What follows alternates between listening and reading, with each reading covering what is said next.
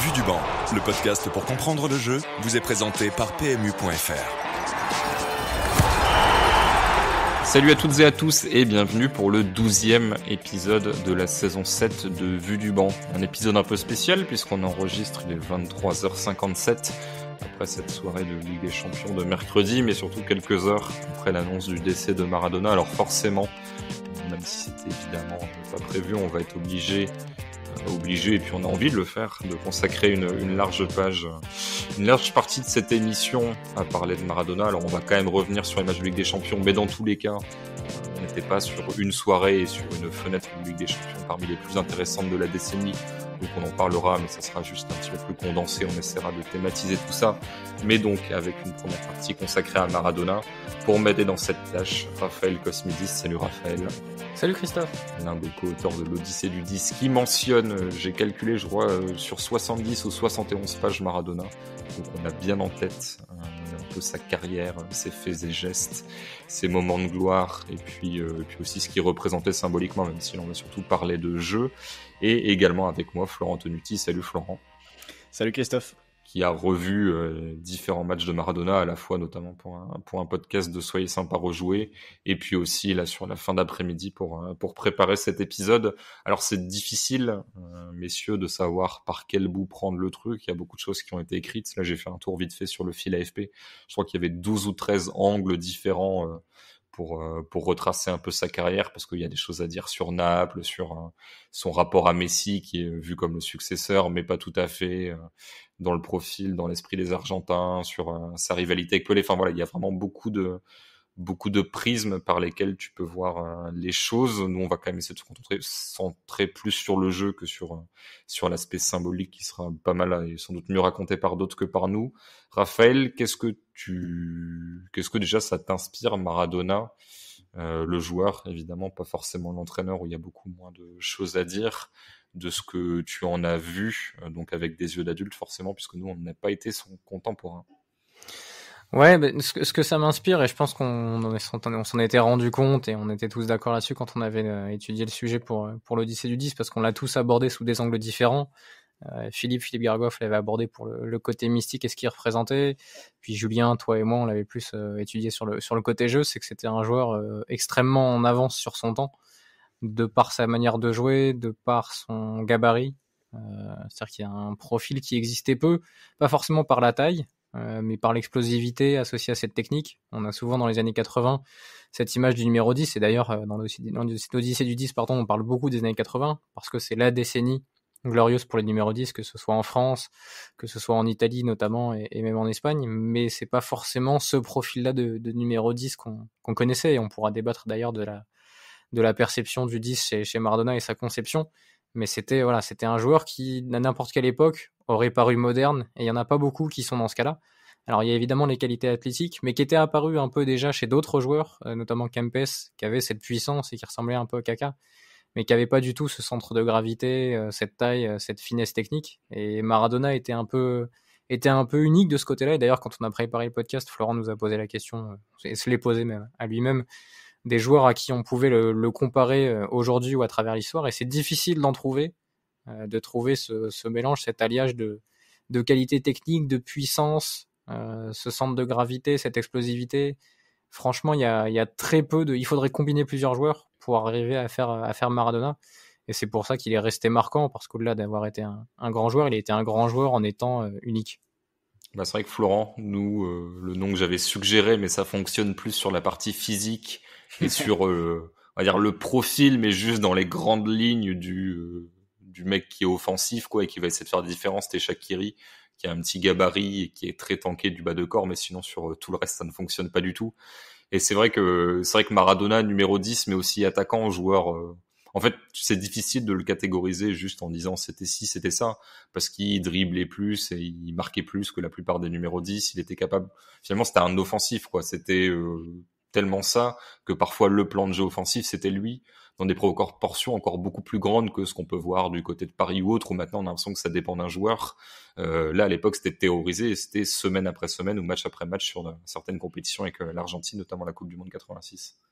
Oui, bah après, c'est Bianchi qui avait dit que Maradona, qui ne classait pas Maradona parmi les meneurs de jeu, mais parmi les attaquants. Quand tu vois ces matchs au Barça ou avec l'Argentine, c'est lui l'avant-centre, c'est lui le joueur le plus avancé sur le terrain. Et c'est lui qui est recherché là où c'est compliqué. Maradona, c'est généralement quand on parle de numéro 10, les premiers adjectifs qui viennent, c'est l'élégance, alors c'est pas un adjectif, mais c'est la vista, c'est tout ça. Maradona, quand tu vois ses matchs et quand tu vois par exemple le match le plus mythique qu'il a pu accomplir, c'est ce quart de finale face à l'Angleterre où il y a tout qui est réuni au même endroit, du storytelling à la performance. Tu peux ajouter un adjectif qui colle pas d'habitude aux autres numéros 10, c'est brutal. Parce que Maradona, dans ce match-là, quand tu lis les déclarations des Anglais en face, les mecs te disent alors je vais retrouver le passage de Fenwick qui en parle, qui est un des défenseurs qui lui a mis en plus le plus de brins dans ce match. Donc, je cite: tout le monde retient les 2 buts, mais en fait Maradona avait bâti tout ça en première période. Peu de gens s'en souviennent, mais il avait fait une démonstration de football durant les 45 premières minutes. Il avait multiplié les dribbles, les talonnades, les remises et surtout les raids solitaires, comme s'il avait voulu baliser le truc en nous testant, en nous épuisant aussi. C'est d'autant plus incroyable qu'il s'était fait sécher dès ses premières prises de balles. Moi-même, je lui avais mis plusieurs gros tampons. En fait, je vais vous dire, mais je ne devrais pas, durant ce match, on lui en a mis dans le buffet comme rarement un joueur en a reçu dans un match de ce niveau, mais il est constamment revenu à l'abordage, à chaque fois plus fort, plus rapide. Il était vraiment costaud, une vraie boule de muscle. Et un peu plus loin, il y a un autre Anglais dans cet article de SoFoot qui dit que voilà, quand tu le prenais, quand il te rentrait dedans parce que tu l'arrêtais sur un dribble, il te faisait mal. Et il y a ce côté brutal, ce côté implacable aussi, c'est-à-dire qu'il va prendre la balle, il va se faire dégommer, il va prendre la balle, il va se retourner, il va réussir d'accélérer, il va éliminer un 2 mecs, il va se refaire dégommer. Action suivante, il va reprendre la balle, il va refaire pareil, etc., etc., etc., jusqu'au moment où il passe et où il fait la différence. Et dans ces grands matchs et dans ses meilleures périodes avec l'Argentine, c'est surtout ça, parce qu'il est très peu entouré. On parle de Burruchaga et de Valdano comme ses lieutenants en 86, pour avoir fait l'épisode de Soyez sympa jouer avec Omar Da Fonseca. Da Fonseca nous dit qu'il y a à peine 2 joueurs de foot dans cette équipe, et c'est peut-être Burruchaga et Valdano qui représentent à ses yeux un demi-joueur chacun, derrière Maradona, pour l'anecdote. Mais voilà, au-delà de évidemment sa qualité technique, il y avait aussi ce côté physique, ce côté brutal, ce côté implacable qui tranche avec quasiment tous les autres numéros 10 dans l'histoire et qui font qu'il était plus attaquant que meneur de jeu en fait. Et Raphaël, on peut dire que cette dimension physique, c'est à la fois le fruit d'une éducation footballistique sur les potreros, ces espèces de terrains vagues sur lesquels il a grandi. Alors, c'est pas le seul à avoir démarré dans la rue, mais voilà, c'est quelque chose qui, de la vie de tous, t'endurcit parce que ce sont des règles ou une forme de loi du plus fort footballistique où si t'es pas à la fois à la hauteur physiquement, psychologiquement, bah tu sors vite du terrain. Et puis aussi produit d'une époque, parce que dans les années 80, si tu retournes pas au 2e, au 3e tacle assassin, bah au final t'arrêtes ta carrière ou tu joues en 2e division de ton pays, mais parce que notre ami anglais Fenwick qui dit qu'ils avaient mis des brins à Maradona qui devrait pas le dire, il avait pas besoin de le dire, tout le monde l'a vu sur ce match, c'est-à-dire que c'est pas Gentile, mais à l'époque c'est pas loin à chaque match, quoi. C'est-à-dire que vraiment, si lui n'a pas cette volonté de se sculpter un corps et ses facultés physiques aussi à résister, bah il fait pas carrière et au 2e tacle assassin, il y a plus de jambes, quoi. Ouais, non, mais oui, c'est assez étonnant d'ailleurs que vu les tacles qu'il prenait, il n'ait pas eu une fracture qui à un moment ait mis fin à sa carrière. Il y en a une à Barcelone où il revient après quelques mois, mais enfin vu les gestes qu'il prenait, aujourd'hui, je pense qu'il y aurait des mecs qui seraient suspendus pendant des mois pour les mêmes tacles. Et ce que tu disais sur les potreros, c'est intéressant. Ça me fait penser à ce que j'avais lu de la part de Green, qui est un chercheur français universitaire qui a beaucoup écrit sur le football et qui disait récemment, faut pas oublier le modèle qui a formé les plus grands joueurs de l'histoire, c'est-à-dire Pelé, Maradona, Cruyff, plus récemment, même si ça va te taquiner un peu, Christophe Zidane. Et ce modèle-là, c'est les terrains vagues, c'est les terrains en béton, c'est les terrains un peu à l'abandon sur lesquels les mecs vont jouer toute la journée et vont arriver à 2h de l'après-midi et repartir quand le soleil se couche. Et lui, c'est là qu'il a grandi. Et Maradona, plus que dans un potrero, en fait, il vivait dans un potrero quand il était petit. Et là-dessus, il faut voir le docu qui a été fait et qui est d'ailleurs passé récemment sur Canal. Lui, il est vraiment né dans un énorme bidonville et il n'a connu que ça comme terrain. Et aujourd'hui, tu vois que les clubs, on avait aussi lu pas mal de choses là-dessus, essayent de recréer ce modèle artificiellement parce que c'est difficile de retrouver des joueurs avec ces bases-là aujourd'hui. Les terrains comme ça ils commencent à disparaître ou alors ils deviennent de telle qualité que maintenant t'as plus forcément cette formation-là. Il y a de plus en plus de petits qui, au lieu de jouer au City Stade, parce que les City Stades sont pas forcément une priorité de l'urbanisme, vont aller se former, par exemple à la PSG Academy, donc sur des terrains de five en synthétique bien propre, etc. Et tu perds un peu cet aspect-là. Et c'est vrai qu'en plus, quand tu fais la comparaison, alors tu connais mieux la carrière de Cruyff que moi, Christophe, mais la comparaison des carrières de Pelé, Maradona, Cruyff et même Zidane, qui est né du même modèle, c'est des mecs qui, malgré leur tendance à garder le ballon, ont plutôt bien survécu au temps, je trouve, et ont rarement eu des blessures qui les ont écartés des terrains très très longtemps, tu vois. Il y a pas de blessure dans la carrière de ces mecs-là qui changent définitivement leur façon de jouer ou qui brisent la moitié de leur talent.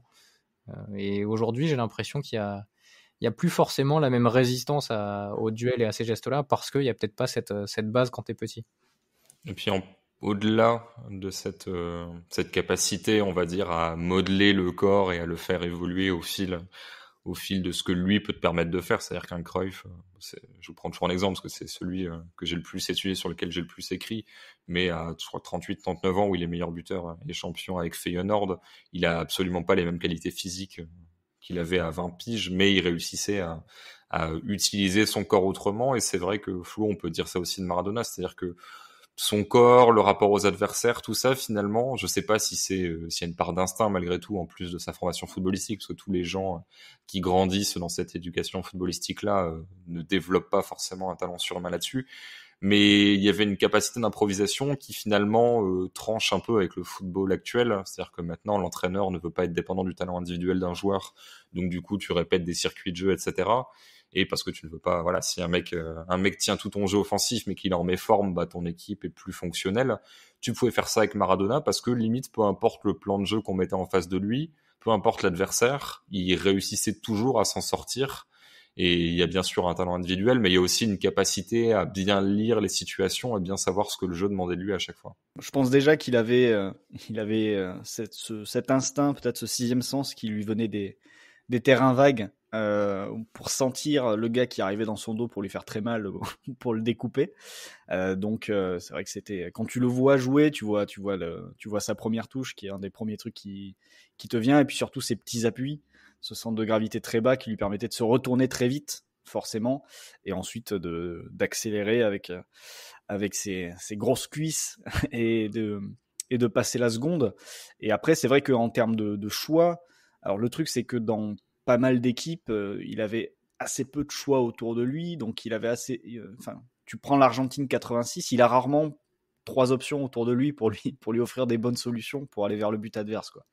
Mais c'est vrai qu'il avait ce côté toujours dans le bon sens, toujours dans le sens du jeu. C'est-à-dire qu'à partir du moment où il prenait la balle, il se retournait, il accélérait, généralement, il faisait rarement le mauvais choix ensuite, même si la solution, c'était souvent d'y aller solo et de continuer comme ça. Après, sur sa période du Napoli, que moi, malheureusement, j'ai pas eu le temps de voir ou de revoir même en détail. Sur cette période-là, je pense qu'il était en revanche plus épaulé et que son duo avec Careca et un deuxième attaquant dont j'ai perdu le nom lui a permis aussi d'aller chercher aussi plus de titres, puisque c'est sur cette période-là qu'il va atteindre on va dire le sommet en club, en ramenant le Napoli au sommet de la Serie A et en détrônant un petit peu la Juve de Platini qui avait dominé les années précédentes. Et quand il a été un petit peu épaulé, t'as vu aussi un Maradona un peu différent qui était plus moins dribbleur et plus capable de faire jouer les autres. C'est ce que signalait un article de Stade Bombe sorti il y a quelques temps, qui mettait en avant le Maradona très dribbleur de la période Barça où il était en pointe et de la période Argentine en 86 de Bilardo, au Maradona plus joueur et moins dribbleur de la période du Napoli. C'était Carnevale, Flo, Carnevale, ouais, attaquant du Napoli. Je m'en souviens parce que je l'avais pas mal. J'avais vu ce Napoli quand je l'avais écrit sur Sacchi pour les entraîneurs révolutionnaires, parce que la meilleure période de Maradona coïncide un peu, avec l'arrivée de Sacchi en Serie A. Bah justement, parle-nous un petit peu Alors, ça dépend pas que de lui, mais le Napoli de Maradona, c'est un peu la fin d'un ancien temps et le Milan de Sacchi, le début d'un nouveau. D'autant plus, alors dans le foot italien bien sûr, mais d'autant plus que j'ai pas énormément de souvenirs de joueurs un peu absolus comme ça, comme Maradona par la suite. C'est-à-dire que limite pour moi, ce qui s'en rapproche le plus, ça serait et encore dans des proportions moindres, avec beaucoup plus de travail sur les sorties courtes, etc. Mais ça serait le Barça de Valverde avec Messi, quoi. Mais j'ai pas beaucoup de souvenirs ensuite de joueurs qui étaient à la fois à la base et à la finition des actions. C'est-à-dire que Ouais. la France de Zidane, il y avait Zidane à la base, mais il n'était pas forcément à la finition et ça attaquait assez peu et ça reposait surtout sur une structure défensive. Là, il y avait quand même une volonté de faire la différence par l'attaque et c'était un joueur qui devait symboliser énormément de choses sur cette création offensive. Ouais, alors en club, j'ai pas forcément d'exemples récents, mais l'Argentine de 2014 à 2016, avec Messi, je pense, peut ressembler, surtout celle de 2014, à l'Argentine de 86. Et Sabella s'en était pas caché, hein, c'était un disciple de Bilardo, et je trouve facilement des bons articles sur Internet sur la relation entre ces deux-là. Donc c'est vrai que le rôle de Messi à la Coupe du Monde 2014 était assez prégnant aussi. Mais c'est vrai que le choc Maradona-Sacchi, d'ailleurs c'est marrant parce qu'on n'oppose pas deux entraîneurs, et je suis sûr que tu demandes aux gens qui était l'entraîneur du Napoli de ces années-là, ben, pas grand monde s'en souvient. Moi-même comme ça j'ai plus le nom en tête alors que pourtant je l'ai vu dans le docu récent sur Maradona. Alors que tu sais très bien que c'est Sacchi qui a entraîné le Milan, et en fait c'est le Napoli de Maradona contre le Milan de Sacchi. Et c'est peut-être là que la bascule se fait, en tout cas médiatiquement, entre le football des joueurs et le football des entraîneurs. Et d'ailleurs, dans ses déclats, Sacchi, quand il prend le Milan, évidemment, le plus grand rival en championnat, c'est le Naples de Maradona, et tout le monde lui demande, et ça l'énerve beaucoup. Il le raconte à sa façon, et il le raconte souvent, Christophe, parce que nous-mêmes qui avons lu beaucoup de Sacchi, en fait, tu lis une interview de Sacchi, tu as lu 10 interviews de Sacchi. Sachant qu'en plus, il nous a donné une et que Ouais. globalement, on retrouve parfois des choses. On fait, mais attends, c'était dans notre bouquin, c'est dans un autre, on sait plus. C'est vrai que, bon, après, il a pas non plus entraîné pendant 50 ans, donc du coup, il est toujours obligé de parler à peu près des mêmes choses, quoi. Ouais, je pense que c'est la première fois qu'on lui avait demandé si parfois son foot ne ressemblait pas à celui de Simeone. Ça l'avait beaucoup énervé. Ah oui, Mais, c'est vrai. mais quand tu regardes l'Italie 94, voilà, c'était. D'ailleurs, les Italiens le détestaient à ce moment-là. Mais bon, parlons de Maradona. Oui, c'était le noyau de ce Napoli-là. Et la question était comment ça qui va faire pour le bloquer, qui vous allez mettre au marquage. Et c'est là que lui a répondu par la zone et qui disait bah, je vais mettre personne au marquage en fait. Quand il va arriver dans une zone, le joueur dont c'est la zone va s'occuper de lui. Et c'est là que le paradigme change entre ce football où il y a beaucoup de marquage individuel et qui va continuer pendant 10-15 ans, hein, parce que la révolution, par exemple, en Allemagne, elle va arriver avec Klopp à la fin des années 90, début des années 2000, avec Rangnick, avec Wolfgang, donc c'est un peu différent. Tandis que du côté de l'Italie, ça arrive fin des années 80 avec le Milan de Sacchi qui popularise tout ça et d'ailleurs qui va inspirer beaucoup d'équipes. Et c'est passé de ce football-là qui appartient véritablement aux joueurs à un football qui va devenir plus structuré, qui va s'éloigner du marquage individuel et qui va bosser différemment. Et c'est peut-être pour ça que ça va devenir plus difficile petit à petit pour les numéros 10 comme ça, même si je pense qu'un mec de ce talent-là aurait explosé n'importe quelle structure, que ce qu'elle soit individuelle ou collective. Et il suffit de voir ce que Messi a fait pendant des années, avec des équipes qui ont tenté un marquage individuel sur lui. Je me rappelle est-ce que c'était le Real de Benitez ou de Zidane qui avait tenté un Kovacic en marquage individuel? Celui de Zidane, je crois. Où il y avait... Je crois, Kovacic, ouais. Il y a aussi eu du PP sur Xavi, mais c'est vrai que Kovacic, ça me dit un truc. Il me semble qu'il y avait eu un truc comme ça. Marquage individuel, on peut aussi parler de Mourinho sur les matchs où il affrontait Hazard, par exemple. Donc ça n'a pas disparu complètement, mais c'est vrai que le changement philosophique s'est fait là, et Maradona est le dernier joueur qui incarne un peu ce football où on connaît plus et on parle beaucoup plus des joueurs que de l'entraîneur. Et aujourd'hui, c'est parfois un peu plus l'inverse, en témoigne notre podcast. Florent, est-ce que si tu imagines Diego Maradona à une autre période, alors plutôt récente, parce que à partir du moment où il réussit dans les années 80, je pense qu'il n'y a pas de doute sur le fait qu'il aurait pu réussir dans les années 70-60, même si époque Catenaccio 60 et quelques du côté de l'Inter, ça pouvait être un petit peu chiant à affronter. Comment est-ce que tu imaginerais, alors c'est un peu du football fiction, mais pour que les gens se rendent compte ce qu'il pourrait faire, son utilisation, comment est-ce que tu peux maximiser les talents d'un joueur comme ça qui à l'époque était je vais pas dire, j'ai l'impression qu'on maximisait pas grand chose finalement, parce qu'à partir du moment où on bâtit surtout sur la défense et on lui dit de se démerder, c'est plus des obstacles à affronter qu'il réussit à affronter que vraiment un truc qui le met en valeur. Et la preuve, il a pas des parcours européens fous, quoi, quand tu compares ses exploits sur les compétitions européennes avec des palmarès à la Cross, etc. Il n'y a pas du tout photo. Mais c'est parce que justement, il est dans des contextes pas favorables. Si tu le mets maintenant, comment est-ce que tu l'utilises et qu'est-ce qui pourrait être bien pour lui niveau plan de jeu? Bah, il a qu'une coupe de l'UEFA, ouais, je crois que c'est ça, en Coupe d'Europe. Il me Avec, semble, et je dois avoir avec le Napoli en 89. Bof, je pense que c'est assez simple, hein, le projet autour de Maradona. Je pense que il serait aujourd'hui forcément dans un top club, sans forcément un top manager à la tête de ce top club, et il aurait une équipe de gars autour. En fait, le truc, c'est que je pense que même dans ce football plus structuré, il se serait retrouvé dans une situation où il aurait 8 porteurs d'eau et peut-être un partenaire en attaque pour l'accompagner, quoi. Et dans le meilleur des cas, peut-être 2 partenaires, comme Messi a eu Suarez et Neymar pendant un temps, comme Neymar se retrouve avec Mbappé et 8 gars autour d'eux au PSG aujourd'hui. Je pense pas qu'il aurait pu se retrouver dans une équipe très, très structurée. Je pense que c'est quelqu'un qui aurait forcé, comme Hazard a forcé Sarri à Chelsea à s'adapter sur ses circuits offensifs. Ouais. Il Et en aurait même temps, forcé. tu vois, j'ai un peu envie de le voir dans un rôle à la Papou Gomez à l'Atalanta, tu vois. Je me dis, tu le fous dans un rôle comme ça, l'Atalanta est championne d'Italie avec 10 points d'avance, quoi. Ouais, c'est peut-être en effet le seul système dans lequel une individualité comme lui qui peut absorber la pression et qui est juste là, enfin Papou Gomez, il est là pour absorber la pression, se retourner, fixer et attendre les solutions qui se présentent à lui, quoi. Le truc c'est que Papou Gomez il fixe, il attend, mais il dribble pas. Le truc c'est que Maradona il peut prendre la balle et dribbler le gars. La différence entre les deux, elle est là, quoi. C'est un avantage. Oui, c'est un avantage. C'est une menace supplémentaire pour la défense. Mais est-ce que le fait que il puisse dribbler le mec, est-ce qu'il va forcément attendre que ça bouge autour de lui pour que la différence se fasse, quoi, la différence vienne. Mais c'est vrai que t'as peut-être une piste pour imaginer un projet un peu construit autour de lui, parce que sinon je le vois plus en joueur, en franchise player, pour reprendre un terme de basket, d'un club avec un projet moyen plus, pas très abouti, mais qu'il va porter jusqu'au firmament.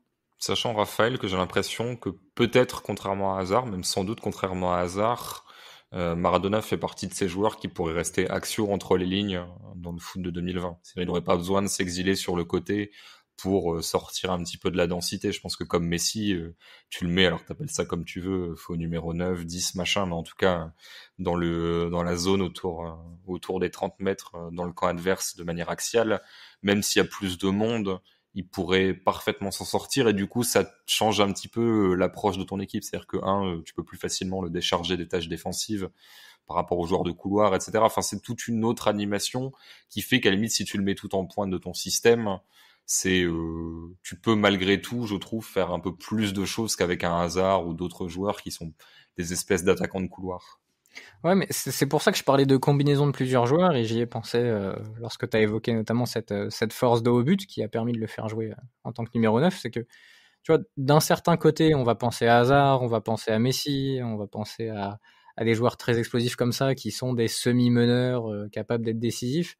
Et d'un autre côté, avec ses petits appuis, son nombre de buts, et ce truc de haut jeu, d'être impossible à contourner malgré son petit gabarit, on va penser à des Romario, on va penser à Salah, qui par exemple de haut jeu, grâce à sa muscu, qu'il a un peu arrêté récemment, et c'est une bonne chose, était impossible à contourner, alors qu'il doit faire quoi, 2, 3, 4 cm de plus que Maradona. J'y ai pas pensé tout à l'heure, Flo, quand tu parlais des joueurs de petite taille, mais ça peut correspondre sur le gabarit et la puissance. C'est vrai qu'il y a beaucoup de choses, et ça fait du coup un peu footballeur bionique, parce qu'on lui a filé toutes les qualités, et en plus on lui a dit tu vas faire 1m70, même pas, et tu vas voir le meilleur centre de gravité peut-être de l'histoire du foot. Donc c'est assez fou, et c'est vrai que le dos au jeu, c'est un truc auquel on pense pas forcément quand on se souvient des actions les plus connues que Maradona, parce que on se souvient de ses piquets, de ses actions face au jeu, ses percussions, ses coups francs. Il en a mis beaucoup avec Naples. Mais je pense que plus on voit de matchs de lui, et plus on va voir de séquences où il va être ce joueur trouvé dos au jeu, dans un registre qui va ressembler à des attaquants qui d'habitude font 10-15 cm de plus. Ouais, en plus, il y a quelque chose, je pense aussi mentalement. Tu disais, Christophe, qu'il aurait pas besoin d'être exilé sur une aile, etc.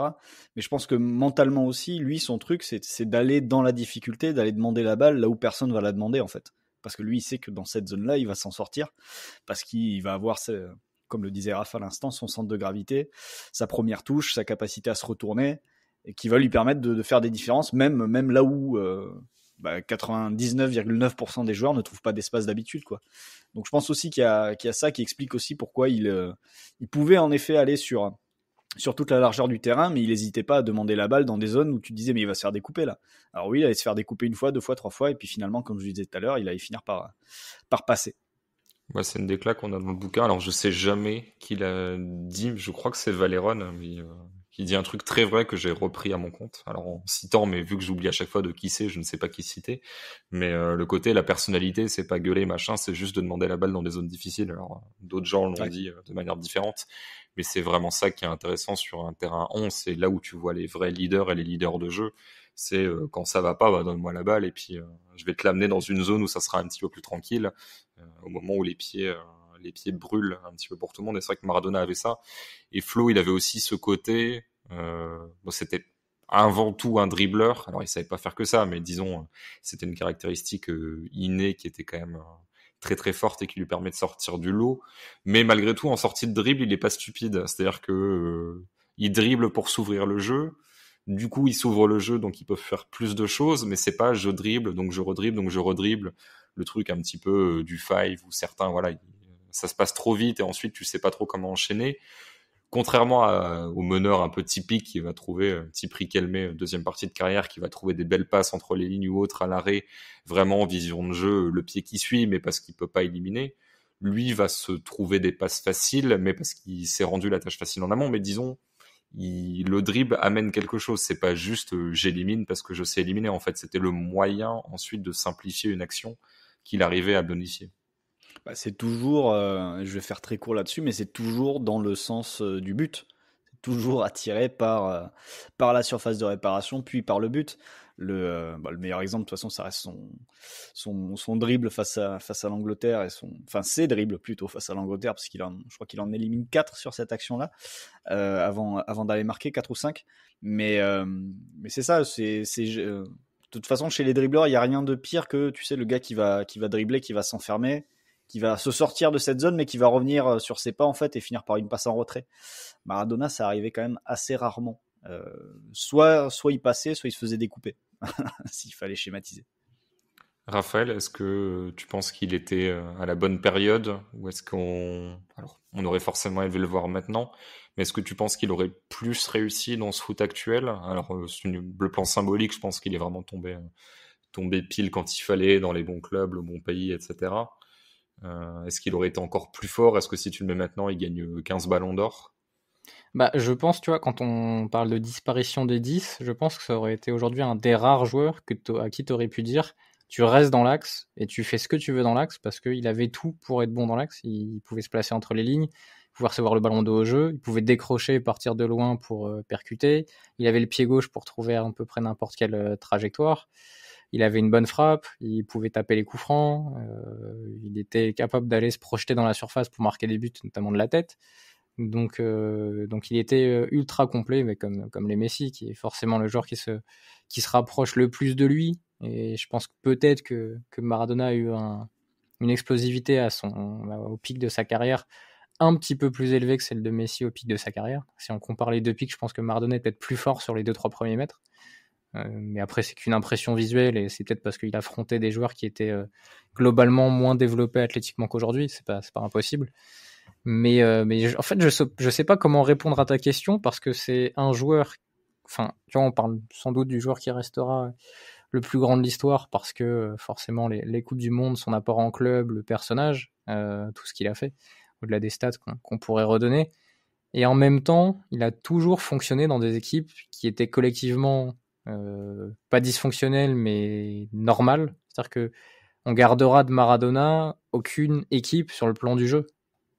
Et du coup, je sais pas si aujourd'hui, dans le football cadré, structuré, il serait plus à l'aise ou pas. Tu vois, c'est une question à se poser. Pourquoi Maradona, qui était un joueur ultra argentin, ultra créatif, ultra inspiré, n'a fonctionné qu'avec des entraîneurs qui n'avaient pas du tout la même philosophie de jeu. C'est-à-dire qu'il a été avec Menotti, ça n'a pas fonctionné du tout. Il a été avec Bilardo, qui était à l'opposé, ça a fonctionné. Alors, est-ce qu'on analyse là que le résultat ou pas? Mais en tout cas, ses succès n'ont jamais été des succès dans une équipe qui collectivement a marqué quelque chose. Je connais pas assez ce qu'il a fait. En tout cas, les équipes et le jeu des équipes dans lesquelles il a évolué en Argentine, mais j'ai pas l'impression non plus qu'on garde de son Argentinos, de son Boca, une image du collectif, tu vois. Et d'autres équipes, on va en parler sur le plan du jeu, parce qu'elles ont gagné ou pas. Et on va parler de joueurs à l'intérieur de ce plan de jeu collectif qui est séduisant, qui est attrayant. Et c'est pas le cas pour Maradona. Donc aujourd'hui, peut-être, tu le mets, comme disait Flo, en sauveur d'une équipe qui n'arrive pas à fonctionner collectivement. C'est peut-être là qu'il aurait fallu le mettre, mais en tout cas, c'est le 10 des années 80 le plus à même de traverser les époques. Bah, Flo, alors c'est pas tout à fait la transition parce que je pense encore une question à Raphaël juste après pour conclure. Mais l'équipe la plus dysfonctionnelle, on va en parler un petit peu par la suite, c'est le PSG, en tout cas en ce moment. Comment est-ce que... Alors je suis désolé, tu m'as un peu vendu la mèche en préparant l'émission. Comment est-ce que tu imagines Maradona si tu le mets à la place de Neymar, typiquement dans un match comme hier? Alors il y avait Mbappé, donc t'as même pas ça à l'époque de Maradona, mais pas un grand Mbappé. Donc si tu remets Maradona dans un match comme ça, qu'est-ce qui se passe? Sachant qu'on pourra, encore une fois, on va pas tout dévoyer, mais il y a toujours le contre-argument de Neymar face à l'Atalanta. Donc c'est pas Neymar en tant que tel, c'est ce Neymar de ce soir-là. Mais qu'est-ce qui se passe et qu'est-ce que fait Maradona dans son utilisation du ballon, dans son rapport au collectif? Je pense que je vais revenir à l'aspect mental que j'ai évoqué tout au long de cette demi-heure quasiment. C'est ce côté implacable et le fait que il va se faire tacler, mais il va rester dans son match. Alors il va peut-être râler 2-3 fois, mais à chaque fois il va se relever, il va repartir. Quand un gars comme Neymar sort très vite de ses rencontres, quand il commence à se faire bousculer, qu'il sent qu'autour de lui ça se passe pas très bien, etc. C'est quelqu'un qui perd quand même beaucoup d'influx, d'influx tout simplement, de concentration, qui se disperse un petit peu en s'énervant sur machin, en essayant de dribbler ce gars-là qu'il a mis par terre juste avant, mais alors que ce dribble est pas forcément utile, ou en tout cas pas forcément vers le but adverse. Ça, c'est des choses que Neymar peut faire dans ce genre de match. Là où Maradona, en tout cas sur les grands matchs que l'on a pu revoir, on n'a pas non plus pu le revoir chaque week-end, etc. Parce que les matchs ne sont pas disponibles aujourd'hui. Mais je crois que la vraie différence, c'est ça, et que c'est quelqu'un qui, je pense, sortait moins facilement de ses rencontres qu'un joueur comme Neymar. Raphaël, dernière question pour conclure, question de Sophie Lachelle. Comment mesurer l'héritage de Maradona? Alors c'est une question immense, mais si tu le prends du point de vue du jeu, plus que du symbole qu'il représente, moi j'ai du mal en fait à me dire, est-ce que pour moi c'est plus un témoignage d'une époque et un truc qui est forcément ancré dans le passé, parce qu'autant Saki, machin, même d'autres joueurs, même Cruyff par exemple, je vois son héritage, son influence. Autant là, j'ai du mal à voir totalement son héritage, parce que limite, tu peux faire que la même chose en moins bien, en fait. Alors peut-être que ça arrivera un jour, mais si tu veux, je vois pas de filiation particulière directe de ce que lui a fait. Ouais, c'est-à-dire qu'il est tellement impossible à imiter, en fait, c'est t'inspirer d'un mec dont t'es pas capable de reproduire 1% de ce qu'il a fait.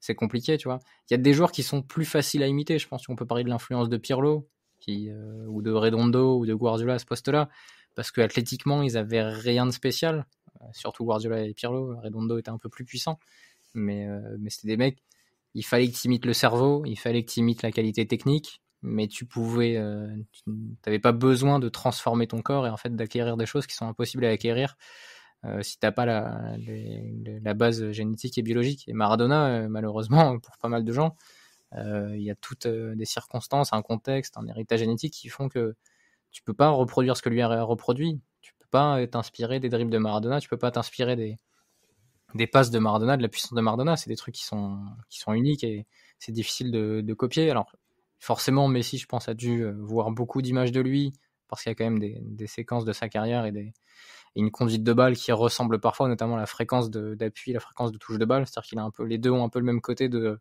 je vais faire en 1 seconde 2 ou 3 plus de touche de balle que la plupart des gens. Et c'est Thierry Henry qui parlait notamment d'un but de Messi où il enchaînait pied droit, pied gauche, ou pied gauche, pied droit, je crois, pied gauche, pied droit, dans un temps impossible et sans reprendre d'appui. Ce qui me fait penser aussi un peu à Maradona. Mais c'est vrai que ce côté-là, je suis évidemment d'accord avec toi. Et je regardais en même temps que Flo parlait de la comparaison Neymar-Maradona, le nombre de cartons rouges de Maradona. Alors je sais pas si la stat est vraiment bonne parce que c'est Transfer Market et ils ont peut-être pas toutes les données de sa carrière, mais il y a un seul carton rouge dans sa carrière là, affiché sur son profil. Donc ce sera à vérifier parce qu'ils ont peut-être pas forcément les stats précises de la Coupe des vainqueurs de coupe de l'époque, mais en tout cas un seul carton rouge déjà en Liga, aucun affiché en Serie A. Donc c'est déjà quelque chose parce que on peut parler d'autres numéros 10 qui avaient tendance à dégoupiller aussi. Zidane a eu pas mal de cartons rouges notamment. Parfois même Nedved, je me souviens de 2-3 tacles au poteau de corner adverse où il allait agresser les gens. Le caractère se transposait pas toujours de la bonne façon sur un terrain. Bon, après Maradona a pété les plombs aussi. Hein. On peut parler de l'épisode contre Bilbao où il est très mobile à nouveau.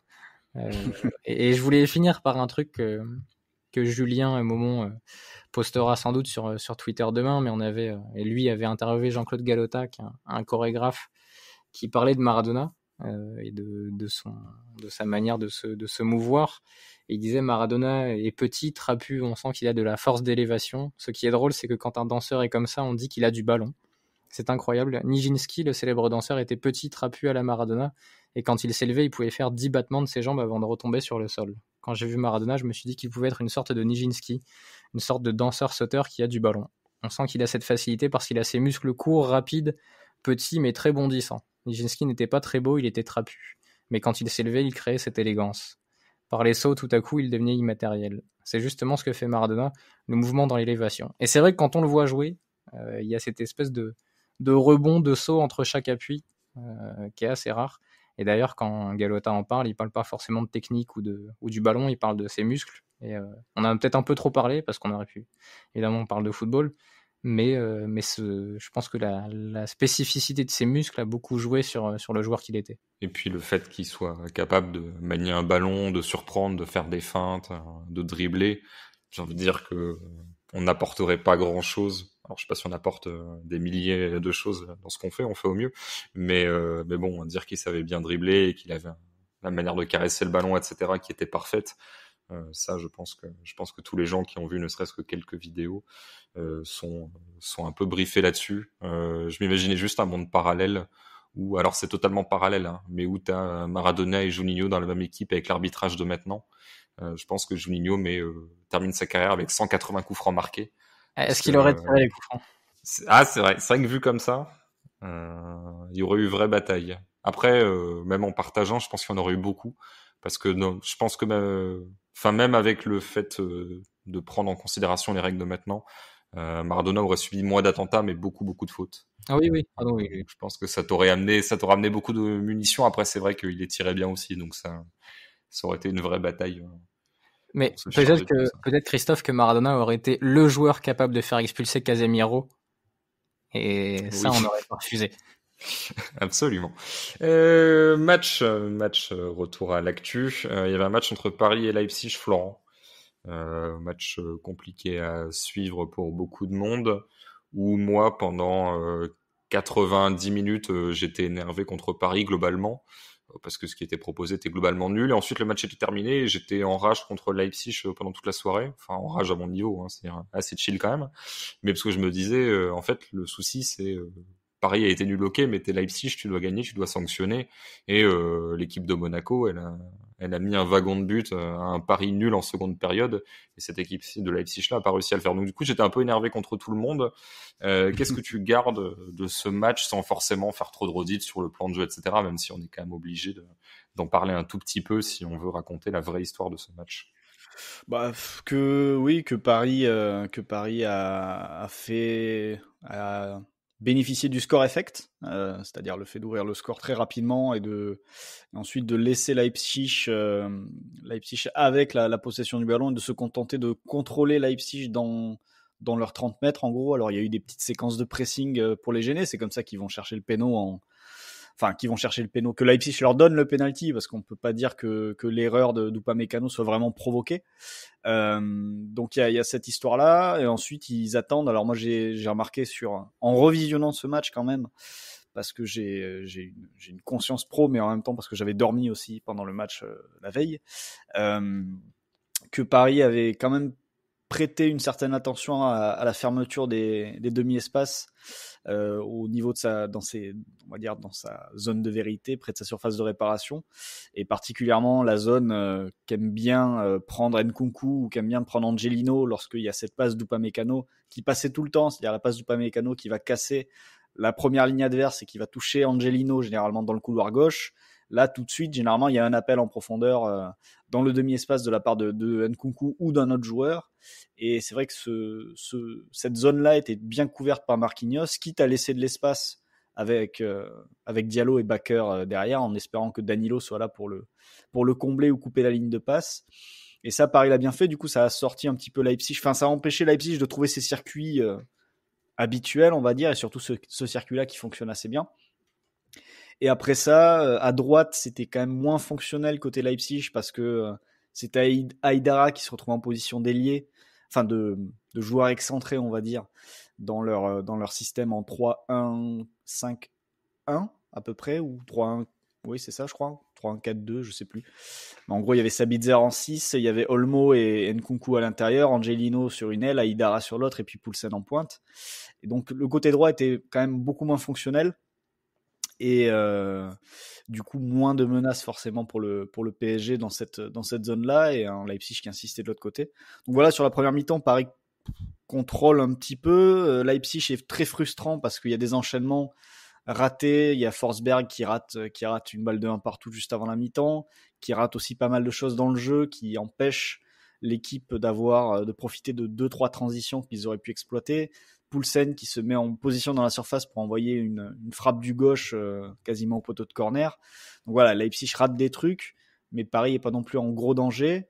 Paris a aussi des options en transition, avec 2-3 ballons bien sortis, mais Neymar ou Mbappé qui se font complètement bouffer par Konaté ou Upamecano.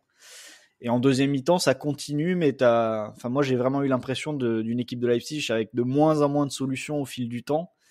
Le changement du PSG qui passe en 5-3-2 en fin de match, on va dire, enterre presque ça, et c'est l'entrée de Verratti qui met quasiment fin à la rencontre, parce que sur les 7-8 minutes qu'il passe sur le terrain, ou le quart d'heure même avec les arrêts de jeu, il contrôle le tempo, et même si Neymar et Mbappé sont invisibles en deuxième mi-temps, et Paris n'a qu'une seule frappe, je crois, après la pause, qui est amenée par Rafinha, finalement, tu sens que l'impuissance de Leipzig, en fait, qui grandit au fil des minutes, là où tu aurais pu t'attendre et espérer, en tout cas en tant que supporter, que personne qui attend du spectacle, qui finissent par trouver une solution, mais ils ont pas réussi à s'en tirer, quoi, tout simplement. Raphaël, j'ai l'impression que tu refais le même match avec un Verratti au top physiquement, que Leipzig ne domine pas forcément, et qu'il y a 3-0 pour Paris. Et que du coup, ce match, il est totalement fracassé, faut le dire, mais que ça me pose pas de soucis à partir du moment où Paris se qualifie en gros, pour moi, ça maintient tout à fait vivace leur chance d'aller très très loin dans la compétition, parce que ce que montre Verratti, personne d'autre ne l'a. Et à partir du moment où il est lui en forme, il peut rendre finalement crédible le plan de jeu qui te permettra d'aller sur les derniers tours de cette compétition. Ouais, oui, sans doute. Mais en fait, si t'as Verratti pour conduire les transitions à la place de ce Neymar-là, oui, je pense que ce match est différent. Peut-être aussi si t'as un Mbappé qui joue pas comme il l'a fait sur certaines séquences, à attendre le ballon dans les pieds à 10 mètres de Neymar, alors que Neymar a le ballon, et lui ne cherche que la profondeur, parce que je pense que physiquement et peut-être mentalement en ce moment, il peut pas faire plus. Et est-ce qu'il est capable de gérer le tempo d'un match ? Je sais pas. Faudra peut-être qu'on refasse un jour la revue des grands matchs de Neymar, et peut-être qu'on se rendra compte que Neymar fait des grands matchs dans dans des contextes très précis, soit quand il y a un joueur qui est le numéro 1 dans l'équipe, soit quand il n'y a pas rien à calculer finalement, parce que le match dont on se souvient le plus de Neymar, c'est sans doute la remontada, et c'est un match où il n'y a plus du tout de calcul, il n'y a plus rien à gérer, il faut juste marquer le plus de buts possible, et c'est là qu'il a été très bon.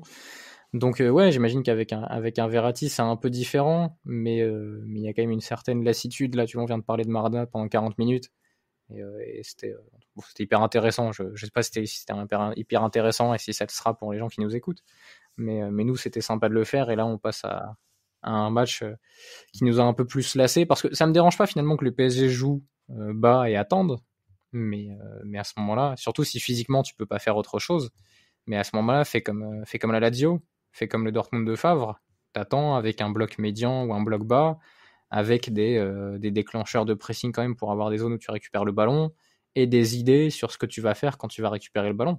Là, il n'y avait pas forcément d'idées sur ce que tu faisais à la récupération du ballon. L'idée, c'était de rechercher Neymar le plus souvent possible et le plus vite possible, même parfois contre le sens du jeu. Et à partir du moment où il avait le ballon, lui avait envie d'éliminer un joueur, pas forcément de regarder où étaient les espaces. Et de toute façon, il n'y avait pas beaucoup de courses dans la profondeur, donc il n'y avait pas moult possibilités. C'est-à-dire que là, je pense qu'on va faire le procès, et le procès a été fait d'être à domicile contre Leipzig. Je sais pas si je le prononce bien, Christophe. J'ai abandonné cette prononciation. Non, c'est bien. Très bien, je progresse. Tu peux, contre une équipe comme ça, qui en plus a un jeu de position assez fort et fait circuler, a une supériorité numérique à la relance, des défenseurs qui savent relancer, tu peux te dire, on va les inviter à s'engager, parce qu'on sait que si Upamecano ou Konaté ratent une passe, il va y avoir un espace dans leur dos. Mais là, j'ai pas l'impression que dans cette construction, dans ce plan-là, il y a une idée après la récupération du ballon. Il n'y a pas de... Et parfois même avant la récupération du ballon. Alors que ça a pressé, ça a couru un moment, Florent. On s'est même enthousiasmé début de partie, ouais, sur un petit peu. 5-10 minutes, Ouais. Où Neymar a couru à presser, Mbappé a couru à presser, s'est replacé avec ses partenaires. Et puis après, ça s'est éteint. Et tu vois, c'est-à-dire qu'il ferait des... Oh là, on se calme. Il ferait des matchs à la Lazio où tu as Neymar dans un rôle à la Luis Alberto et Mbappé dans un rôle à la Immobilier. Sur des matchs comme ça, je pense pas que ça dérangerait grand monde, parce qu'en plus tu pourrais prendre du plaisir. Ça pourrait ressembler à ce que faisait le Liverpool de Klopp, sans le pressing et le contre-pressing, mais avec des transitions ou à la récupération du ballon. T'as des circuits très simples, comme il y a 2-3 ans, vers Mané, vers Salah. Mais là, il n'y a pas de circuit, alors que tu as les joueurs pour avoir des circuits. C'est ça qui est dommage. Après, à la Lazio, quand tu as ce bloc bas, tu as aussi des gros sprinters et des joueurs capables de changer de rythme. Et c'est vrai que dans l'équipe du PSG d'hier, au milieu, c'est Paredes, Ander et Danilo. Il n'y a pas grand monde qui peut se projeter, changer de rythme et accompagner Neymar, Mbappé, s'ils sont déjà, eux, en capacité d'accélérer. Sur les côtés, c'est Florenzi et Bakker, c'est pas Lazzari, quoi. Enfin, ouais, il y a aussi un problème à ce niveau-là, au-delà du fait que, tout simplement, si on croit ce que dit Tuchel et ce que disent les gens qui suivent de près le PSG, le fait que l'équipe est totalement cramée. D'ailleurs, si l'équipe est totalement cramée, est-ce que le fait de défendre bas, ce qui oblige à des transitions pour contre-attaquer et pour être présent en nombre, oblige à faire pas mal de sprints dans le match et des sprints assez longs, est-ce que c'est aussi un truc très pertinent et qui bouffe pas non plus beaucoup plus en énergie que un bloc médian où tu as un peu plus la maîtrise du ballon parce que tu as un joueur capable de mettre le pied dessus. Mais là, à ce niveau-là, c'est le retour de Verratti qui va être à surveiller de très près. Et j'imagine qu'on le verra ce week-end face à Bordeaux pour qu'il reprenne un peu de rythme. Il jouera peut-être 1 heure, mais j'espère pour Paris qu'il sera à Old Trafford parce qu'il peut vraiment changer pas mal de choses vu la situation actuelle et la nécessité qu'a Paris, je pense, à plus contrôler les matchs en tenant la balle, parce que s'ils ne font que défendre, le fait que Neymar, Mbappé ait du mal à avancer aujourd'hui et pas vraiment de second souffle, ça risque de rendre les transitions assez vite caduques, quoi. Après, j'entends ce que tu dis sur la Lazio, Flo, et en même temps, ils ont fait des matchs avec au milieu Leiva et des joueurs qui ne jouaient jamais d'habitude, comme Akpa Akpro, parce qu'ils avaient à peu près 14 000 joueurs Covidés. Donc, oui, certes. C'est plus c'est de montrer que tu as un plan, mais au-delà des joueurs. Et je pense que c'est le problème du PSG depuis quelques mois maintenant, c'est que quels que soient les joueurs, et Tuchel peut dire qu'il y a beaucoup de blessés, même quand les titulaires sont là, tu sens pas non plus un énorme plan ou projet de jeu. T'as ni projet de jeu ni plan de jeu. Ça qui est un peu dommage. Et il y a d'autres clubs comme ça qui perdent des joueurs en masse. Là, je pense à Liverpool, dont j'ai vu en partie le match ce soir contre l'Atalanta. Alors ils perdent 2-0. Je sais même pas s'ils ont pas perdu plus. J'ai arrêté à 2-0. Non, ça s'est arrêté à 2-0. Mais c'est derrière, tu as 3 des 4 joueurs titulaires qui ne jouent jamais d'habitude. Neco Williams, Rhys Williams et et Tsimikas. Et pareil au milieu de terrain, des joueurs qui ont un peu l'habitude de jouer, Curtis Jones, t'as Origi qui revient dans l'équipe. Et même si tu perds, ça contre-presse, ça court. Il y a encore les mêmes idées sur la manière de faire circuler le ballon et de progresser, avec cette utilisation des côtés, ces appels dans le demi-espace. Enfin, tu peux mettre n'importe quel joueur à Liverpool, ça va continuer à courir et à agir de la même façon. Et le PSG, d'un match à l'autre, ça n'agit pas de la même façon. Donc à un moment, l'excuse de des joueurs et de la prépa, elle devient un peu usante, elle est un peu lassante parce que tu as d'autres clubs qui sont dans des situations aussi difficiles qui arrivent quand même à dégager quelque chose de collectif, même quand ils perdent. Alors, quelques questions. Il y en a une que je vais me contenter de lire, de Valmer Je m'envole, au secours IT. Quel est le carton jaune le plus rapide de l'histoire et combien de secondes Verratti a d'avance sur le deuxième? Je pense que là, il a les 8 des 10 meilleures marques. Parce que c'est vrai que Verratti, là-dessus, qu'il entre à la 88e ou qu'il soit titulaire, le jaune est de rigueur. Mais deux petites questions. Par contre, le deuxième carton jaune le plus rapide de l'histoire, je pense que Vidal sera difficilement touchable désormais. Ouais, là, ça se joue au millième de seconde, parce que on a une question sur Vidal après. J'ai un candidat pour le carton rouge le plus rapide de l'histoire. Alors, c'est pas en Ligue des Champions, mais en Première Ligue, je me souviens d'un match où Gerrard entre contre Manchester United et prend rouge, je crois, dans la minute suivante, où il arrive, il fait un tacle d'assassin et il sort. Ouais, je me souviens de ce match. Je crois que c'est 20 secondes ou c'est beaucoup de qualité, mais la gestion des émotions, c'était pas ça non plus. Ouais, là aussi. Deux questions sur Leipzig, j'en parlais un petit peu parce qu'on n'en a pas beaucoup parlé au match aller alors qu'ils avaient gagné. Et là, on est parti pour pas en parler ce soir et plus en parler parce que c'est pas dit qu'ils continuent en Ligue des Champions. Mathieu Lapin nous demande si c'est pas le plus faible des 4 engagés allemands en Ligue des Champions. Et Hugo Hélin, le rédacteur en chef du Libéro Lyon, nous dit qu'il les a surtout vus contre les Français en Ligue des Champions, mais qu'il a la sensation que les équipes de Nagelsmann sont propres mais trop bien élevées et qu'elles finissent par se faire avoir au talent. Alors il nous cite Neymar, Memphis et Terrier. Chacun jugera. Est-ce que c'est une fausse impression? Est-ce qu'il y a des explications tactiques ou est-ce que c'est lié à la limite de son effectif? Alors c'est vrai que personnellement sur le match d'hier, je les ai trouvés très gentils. Ils gèrent trop bien leurs émotions, Flo. C'est peut-être ça, ouais. Mais non, enfin c'est difficile à juger, mais c'est vrai que il y a aucun joueur hier dans l'équipe où tu te dis lui va les tirer vers le haut, va les mener mentalement ailleurs. Tu peux avoir des leaders par l'exemple dans cette équipe. Malheureusement, il n'y en avait pas hier, mais des mecs qui vont être très performants sur un match, qui vont porter l'équipe. C'est déjà arrivé à Forsberg à une autre époque. C'est déjà arrivé à Upamecano sur certains matchs. On peut se rappeler le match face à l'Atlético l'année dernière où je sais plus s'il est décisif, je crois pas, mais voilà, tu sens qu'il porte tout le monde. Et c'est vrai qu'hier il y a aucun joueur qui a réussi à step up. Et il y en a même qui ont plus déçu qu'autre chose. Je pense notamment à Sabitzer en 6 qui a été très très lent dans ses orientations et pas toujours inspiré, pas toujours précis. Et sur les côtés, enfin un mec comme Angelino aussi a pas été dans son... Enfin, on l'a vu meilleur cette saison, largement. Donc, et après, c'est vrai que sur le plan mental, sur le plan leader, meneur d'homme, on va dire, c'est pas une équipe où t'as vraiment un joueur qui se détache et qui va pouvoir aller à la bagarre quand Paredes commence à l'ouvrir, par exemple. Après, tu peux aller loin sans ça. Mais oui, il y a un côté très, très homogène, très propre dans cette équipe et qui existait aussi du temps d'Offenheim. Mais d'un autre côté, quand tu es un coach à projet, on en a déjà parlé ici, je pense que tu aimes bien aussi avoir ce genre de groupe où tu n'as personne qui parle plus fort que qui peut un jour parler plus fort que le coach, quoi. Et c'est là où d'ailleurs il y a une question qui va se poser quand Nagelsmann va aller à l'étage au-dessus. Comment est-ce qu'il va s'adapter à des vestiaires où il y aura des personnalités sans doute beaucoup plus fortes?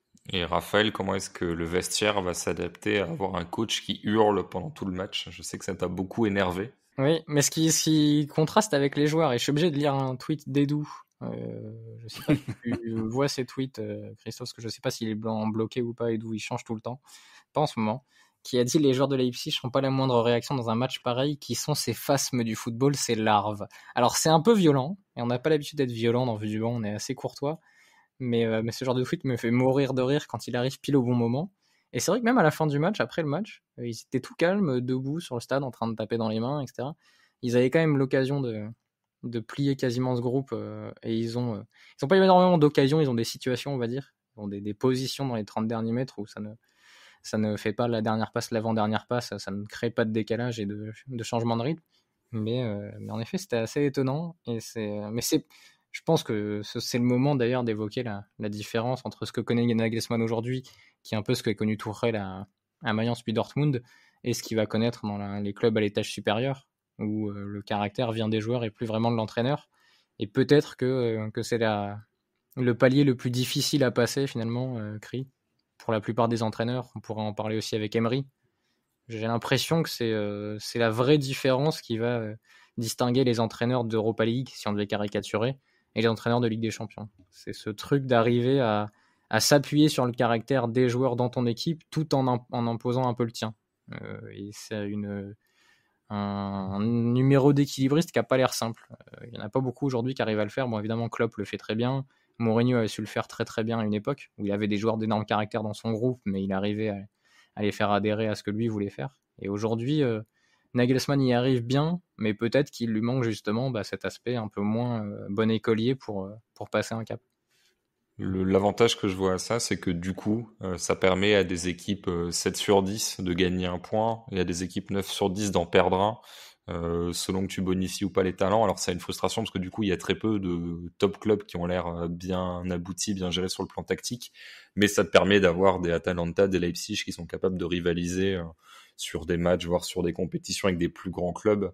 Alors que si tu arrivais à driver des top joueurs comme tu drives des bons joueurs, il y aurait plus du tout match. Mais c'est vrai qu'il y a un côté frustrant à voir que finalement les clubs les plus aboutis sont ceux qui n'ont pas les meilleurs joueurs. On a eu une époque dingue quand même entre 2010 et 2014 voire 2015 où il y a eu le Barça sur 4-5 ans, le Bayern sur 4-5 ans, le Dortmund de Klopp, l'Atlético de Simeone, où il y a eu quand même un moment 4, 5, 6 équipes européennes, la Juve aussi, où il y avait à la fois talent et projet collectif.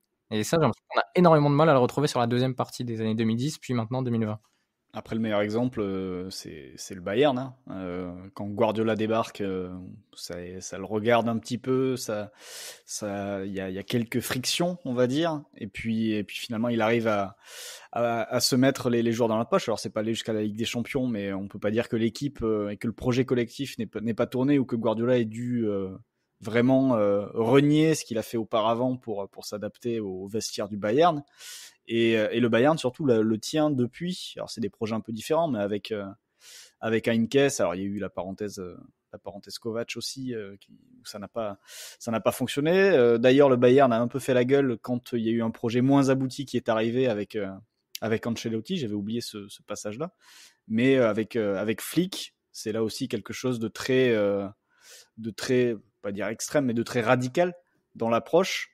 Où il y a toujours des principes collectifs très forts et pourtant ça continue de tourner plutôt bien, même si je pense que le Bayern a sans doute perdu un peu en caractère, même s'il y a toujours Thomas Müller, mais quand tu perds Robben et Ribéry, je pense que aussi tu assagis un peu ton vestiaire. J'ai une petite question pour toi, Florent, pour conclure, de Clément Taillebresse, fidèle auditeur. Est-ce que la paire Upamecano-Konaté n'est pas la meilleure paire de défenseurs centraux modernes? Relance, vitesse, lecture du jeu, physique. Je te la pose aussi parce qu'il faut évoquer cette tendance qu'ils ont tous les deux et qui est liée au projet de jeu, à faire la passe de trop, à faire beaucoup de passes, et c'est-à-dire alors je sais pas si c'est un manque de caractère ou parfois ça peut être un excès de confiance et donc du coup ça peut être lié justement au fait d'avoir presque trop de caractère, mais le fait de parfois faire des passes quand il n'y a pas besoin d'en faire, c'est vrai que sur ce match face à Paris, on a tous les deux tilté sur l'action du penalty, à savoir tu te fais des passes sous pression, etc. pour casser le bloc adverse alors que l'adversaire ne te presse quasiment jamais. Donc certes, t'as pas besoin de faire ça dans l'absolu. Alors ça veut pas dire qu'il faut forcément la rendre à chaque fois, mais disons, je trouve que les deux ont quasiment tout, mais que si tu continues à faire 2-3 erreurs de relance par match, ou en tout cas des relances un peu approximatives, tu vas jamais passer le cap supérieur, et c'est ça aussi qui fait qu'Upamecano, je suis pas sûr qu'on le revoit en équipe de France tout de suite. Ouais, c'est ce que j'allais dire pour démarrer mon propos, et évoquer son passage en équipe de France où je crois que sur sa première action, sa première passe du match, il fait ce que Raphaël déteste. Exactement, il fait une Raphaël, on va l'appeler comme ça. Oui, avec le contrôle un peu long et il chausse son adversaire, il peut se faire dégager dès sa première sélection comme ça. Mais c'est vrai que sur ce match-là, en fait, le paradoxe, c'est que, en effet, ils ont tous les deux, je crois, une passe à la con qui donne un ballon au PSG. Alors le premier sanctionné, c'est le penalty, et le deuxième, c'est un ballon que le PSG, je crois, récupère dans l'axe à 30-35 mètres des buts de Gulacsi. Les deux en première mi-temps. Où là, tu te dis, bon, ça c'est problématique. Par contre, ils m'ont impressionné défensivement sur leur capacité à gérer les 1 contre 1. Alors, certes, peut-être face à des Mbappé, Neymar, on va dire en difficulté sur le plan physique, mais ils les ont dévorés. Je sais plus qui en parlait, mais quand tu es attaquant aujourd'hui, peut-être que la pire des choses à faire, c'est d'affronter Konaté ou Upamecano à 1 contre 1 pendant 90 minutes. Si tu dois avoir des duels difficiles à jouer. Et c'est vrai que sur ce match-là, ils m'ont impressionné par contre sur leur tranquillité pour gérer les transitions, où tu voyais quand même des longs ballons partir côté PSG avec 2-3 actions où tu as Mbappé et Konaté qui sont à la lutte, ou Mbappé ou Upamecano, je sais même plus. Et en fait, tu dis, ah ouais, là, normalement, il y a quand même action, quoi. Et en fait, non. À aucun moment, il y a danger pour Leipzig. Les deux passent devant, restent devant et contrôlent sans difficulté. Donc, ils m'ont impressionné défensivement, mais ouais, il y a ce problème, en effet, qu'on qualifiera de fiabilité, qui devient problématique dès que le niveau s'élève, donc problématique pour une phase finale d'Euro ou de Coupe du Monde, et problématique quand tu arrives en quart ou demi de Ligue des Champions. Et c'est vrai que j'ai un souvenir d'un contre 1 vers la 80e, où Upamecano et Mbappé me semblent à peu près à la même distance du ballon, et le commentateur du téléfoot, je crois que c'était Eric Huette, dit « Ah, ça y est, il s'enflamme un peu, enfin, Mbappé qui va prendre de vitesse Upamecano », et en fait, pas du tout. Upamecano arrive premier sur le ballon, ensuite il dit ah il avait de l'avance et tout, je me dis ouais je suis pas sûr, ou alors que, en tout cas pas beaucoup.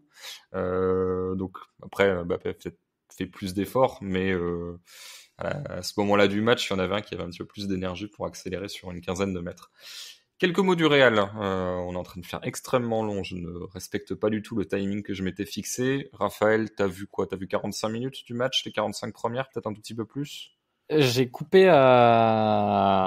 juste avant la mi-temps. Qu'est-ce que ça t'a inspiré, cette première période? Je cite juste une question de Michael ou Michael Beyaz, Vidal stop ou encore? La réponse c'est bien évidemment stop. Je l'avais déjà dit la semaine dernière ou il y a 2 semaines, et je reste sur cette idée, je n'en peux plus de ce joueur. Mais d'ailleurs, il faut qu'on fasse un stop ou encore, parce que sinon RTL va, je pense, nous faire un procès. Parce que c'est quand même un truc. Je ne savais Ah pas. oui, de l'immense Vincent Perrault. Donc, en fait, le concept, c'est que il y a une chanson qui passe d'un artiste, disons par exemple Johnny Hallyday, et les auditeurs votent stop ou encore pour que ce soit un autre titre du même artiste. Donc, si tu dis stop, tu passes à un autre artiste. Si tu dis encore, tu restes sur Johnny. Moi, je dis Johnny parce que j'imagine le public RTL. Hein. Je n'ai évidemment jamais écouté cette émission, c'est pour ça que je sais vous l'expliquer. D'accord. Et sinon, sur le match, il y a un truc qui m'a amusé et qui a amusé également Flo. Alors, c'est pas forcément l'aspect principal de cette rencontre, mais c'est ce qui m'a le plus marqué. C'est le rôle de Nacho, qui avait un rôle, à la Gym City, à la Toloy, qui était extrêmement offensif, qui d'ailleurs obtient le penalty en étant en pleine surface sur une action d'attaque placée. Je conseille aux gens de revoir la construction de l'action. Il démarre central, à un moment il se retrouve collé à la ligne de touche avec un Mendy à l'intérieur, et il finit par se projeter dans la surface, et je sais plus qui lui fait la passe, mais par recevoir un bon ballon dans la surface, il obtient la faute. Et il y a plusieurs séquences comme ça, en tout cas sur la première période, où on va le voir se transformer d'une action à l'autre, d'un central à un latéral, à un joueur intérieur, parfois limite un joueur de demi-espace. Et en fait, je l'avais jamais vu faire ça. Alors il y avait des moments sur les sorties de balle du Real où ça pouvait inverser entre latéral et central, notamment pour pas rester bloqué en soutien et facile à cacher par des défenseurs, des attaquants qui viennent presser en fermant les angles de passe, notamment par exemple un Ramos qui va donner à Carvajal, ou plutôt de l'autre côté à Marcelo Mendy qui joue axe gauche, et se projeter pour emmener avec lui un attaquant, et ça peut permettre d'inverser avec un milieu. Pareil de l'autre côté, Varane qui va donner à Carvajal et aller plus haut, ensuite permettre à Carvajal d'attaquer un espace. Mais là, Nacho qui est aussi libre de ses mouvements, et pas toujours compensé d'ailleurs. Il y a un moment où Varane est vraiment axe droit, où Kroos décroche, et Nacho s'engage super haut axe gauche, mais Mendy redescend pas. Ça m'a rendu très curieux de pourquoi, comment, qui a autorisé ou encouragé ces trucs-là, avec pas vraiment un regard positif ou négatif, mais une curiosité. Et j'ai l'impression que Flo aussi a remarqué ce truc un peu étonnant. Alors, donner le score quand même. Tout à l'heure, Oui. j'avais pas donné victoire de Paris 1-0, but de Neymar, la victoire du Real 2-0 sur la pelouse de l'Inter, penalty d'Hazard et but contre son camp d'Hakimi.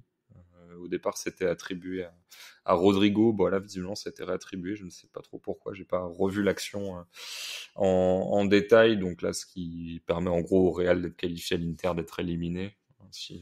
Sauf cataclysme. Moi, l'autre petit nugget, comme ils disent en anglais, l'autre truc qui m'a amusé, c'est le fait de pas voir Handanovic partir sur le penalty et en gros attendre le tir, voir où ça part pour essayer d'aller dessus. Et ça me rappelle un petit peu ce qu'avait fait Gulacsi face à Neymar. Et les deux finissent par partir de mon côté. Alors il leur manque un petit peu, mais en gros, je me dis, alors c'est pas un truc qui change la face du monde, mais je me dis que au plus il y aura de tireurs qui vont s'appuyer sur les mouvements du gardien pour changer leur orientation de tir, si les gardiens contre-attaquent en ne plongeant pas du tout et en essayant de faire le truc qui a priori ne fonctionne pas sur un tir qui est aussi proche du but, de voir où ça part pour plonger, je me dis que ça peut peut-être encore de nouveau pousser les tireurs à changer, parce que c'est à nouveau les gardiens qui tentent de rentrer dans la tête du tireur. Donc ça m'a amusé. C'est aussi ce qu'a fait Jean-Louis Leca sur la deuxième tentative d'Abdoulaye Touré. D'accord, j'avoue que j'étais en reportage à ce moment-là, donc je n'ai pas vu ce bon vieux Jean-Louis Lec. Sinon, le match m'a pas passionné. Florent, j'ai trouvé à dire plus neutre et plus normal entre guillemets que le match aller, où c'était vraiment des pressings sur des sorties sous pression. Et là en plus il faut dire que Vidal prend un rouge au bout de 33 minutes parce qu'il réclame un penalty, et il le réclame de façon agressive, donc il prend un jaune et on va dire qu'il vit de façon agressive le fait de prendre un jaune, du coup il en prend un deuxième 3 secondes après. Et je vais pas dire que le match est terminé à la 33e parce que l'Inter continue à attaquer, mais forcément ça fausse un peu toute la lecture du match par la suite. Oui, moi j'ai retenu le début de partie du Real. Alors ça rejoint un peu ce que disait Raphaël sur la liberté de Nacho, mais ce côté gauche là avec un Ferland Mendy qui joue très à l'intérieur pour laisser l'aile à Hazard, et du coup ça laisse quand même du champ entre les deux pour Nacho pour qu'il porte la balle, vu que dans la zone sinon t'as Toni Kroos qui était un peu plus bas et qui restait plus bas pour organiser. Du coup Nacho montait. Donc voilà, il y avait des petites choses, le fait que le Real ne prenne pas trop le risque et le parti de presser et d'aller chercher l'Inter très très haut, histoire de pas justement être pris par ce pressing et de préférer l'attendre en bloc médian tout en réduisant les espaces au milieu et l'accès à Lukaku et Lautaro qui ont quand même été très difficiles à trouver et souvent invisibles, dos au jeu, très vite serré, très vite marqué par la défense du Real. Ça a été un match plutôt bien contrôlé, facilité un peu comme le match de Paris par le penalty obtenu rapidement, mais un match plutôt contrôlé. Après, j'avoue que comme Raphaël, j'ai un peu lâché à la demi-heure. J'ai l'impression que l'Inter, en début de deuxième mi-temps, semblait revenir même à 10 et avoir 2-3 situations. Bon, il y a ce deuxième but qui plie l'affaire. Mais oui, une victoire assez tranquille du Real avec 2-3 idées peut-être à retenir pour la suite. Mais bon, la suite, ce sera aussi avec Ramos de retour, Benzema de retour. Donc il y a des joueurs pour améliorer tout ça. Ils seront peut-être intéressants à voir lors de la rencontre face à Gladbach, qui décidera sans doute du vainqueur de cette poule si les deux font le taf la semaine prochaine. Et ce match face à Gladbach peut être intéressant si tout le monde est là, et permettra peut-être de jauger vraiment le Real pour la deuxième partie de la saison. À noter un deuxième but où Rodrigo passe 30 secondes seul au deuxième poteau. Oui, malgré les consignes de Skriniar. Ouais. C'est ça, Skriniar fait « Ouh les gars, nous sommes tous à peu près sur notre homme, mais il y en a un dernier au deuxième poteau. Il faudrait peut-être aller. » Et non, personne ne va sur lui, et donc ça se termine en but. Un petit peu triste pour la défense de l'Inter, qui avait un joueur de moins, mais quand même.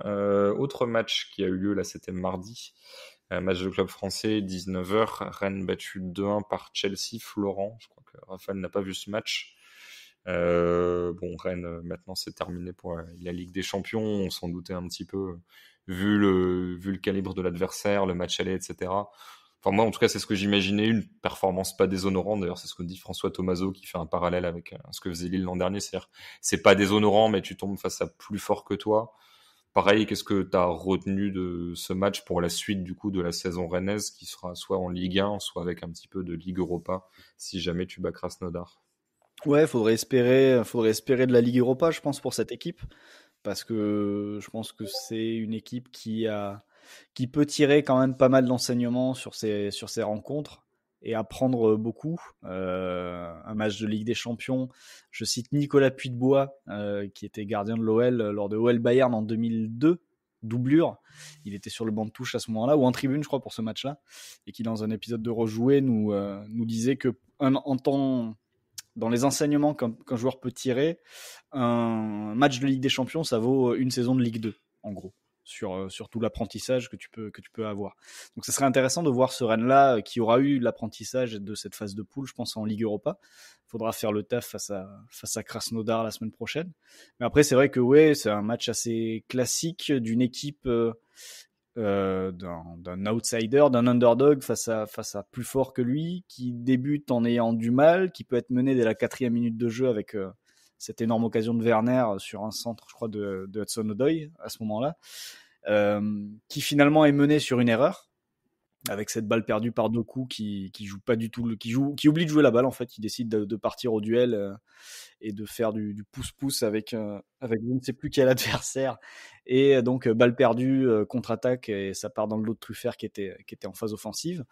Donc voilà, et ensuite après ce but, Chelsea relâche un petit peu son pressing, décide de contrôler, et là tu vois les manques rennais, mais des manques qu'on voyait aussi en championnat, c'est-à-dire un manque à la fois de qualité individuelle dans les 30 derniers mètres pour faire des différences, créer des décalages. Là, à ce niveau-là, la perte de Rafinha fait extrêmement mal, parce qu'on se rend compte match après match que Doku, à 18 ans, il n'est pas prêt pour reprendre et avoir la même activité qu'un Rafinha qui était déjà beaucoup plus rompu quand même au match de niveau Ligue 1 et encore plus au match de Ligue des Champions.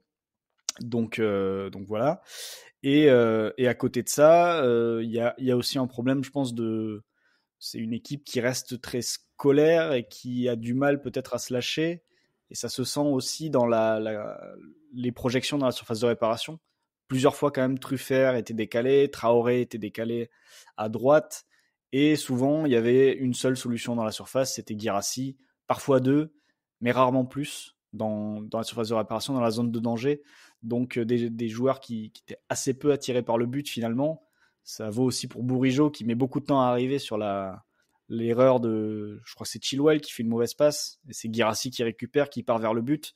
Et là ça doit se projeter beaucoup plus vite pour l'accompagner, et ça doit faire une occasion de but à la fin. Et voilà, ce genre de choses rendent Rennes assez peu dangereux et menaçant dans le dernier tiers.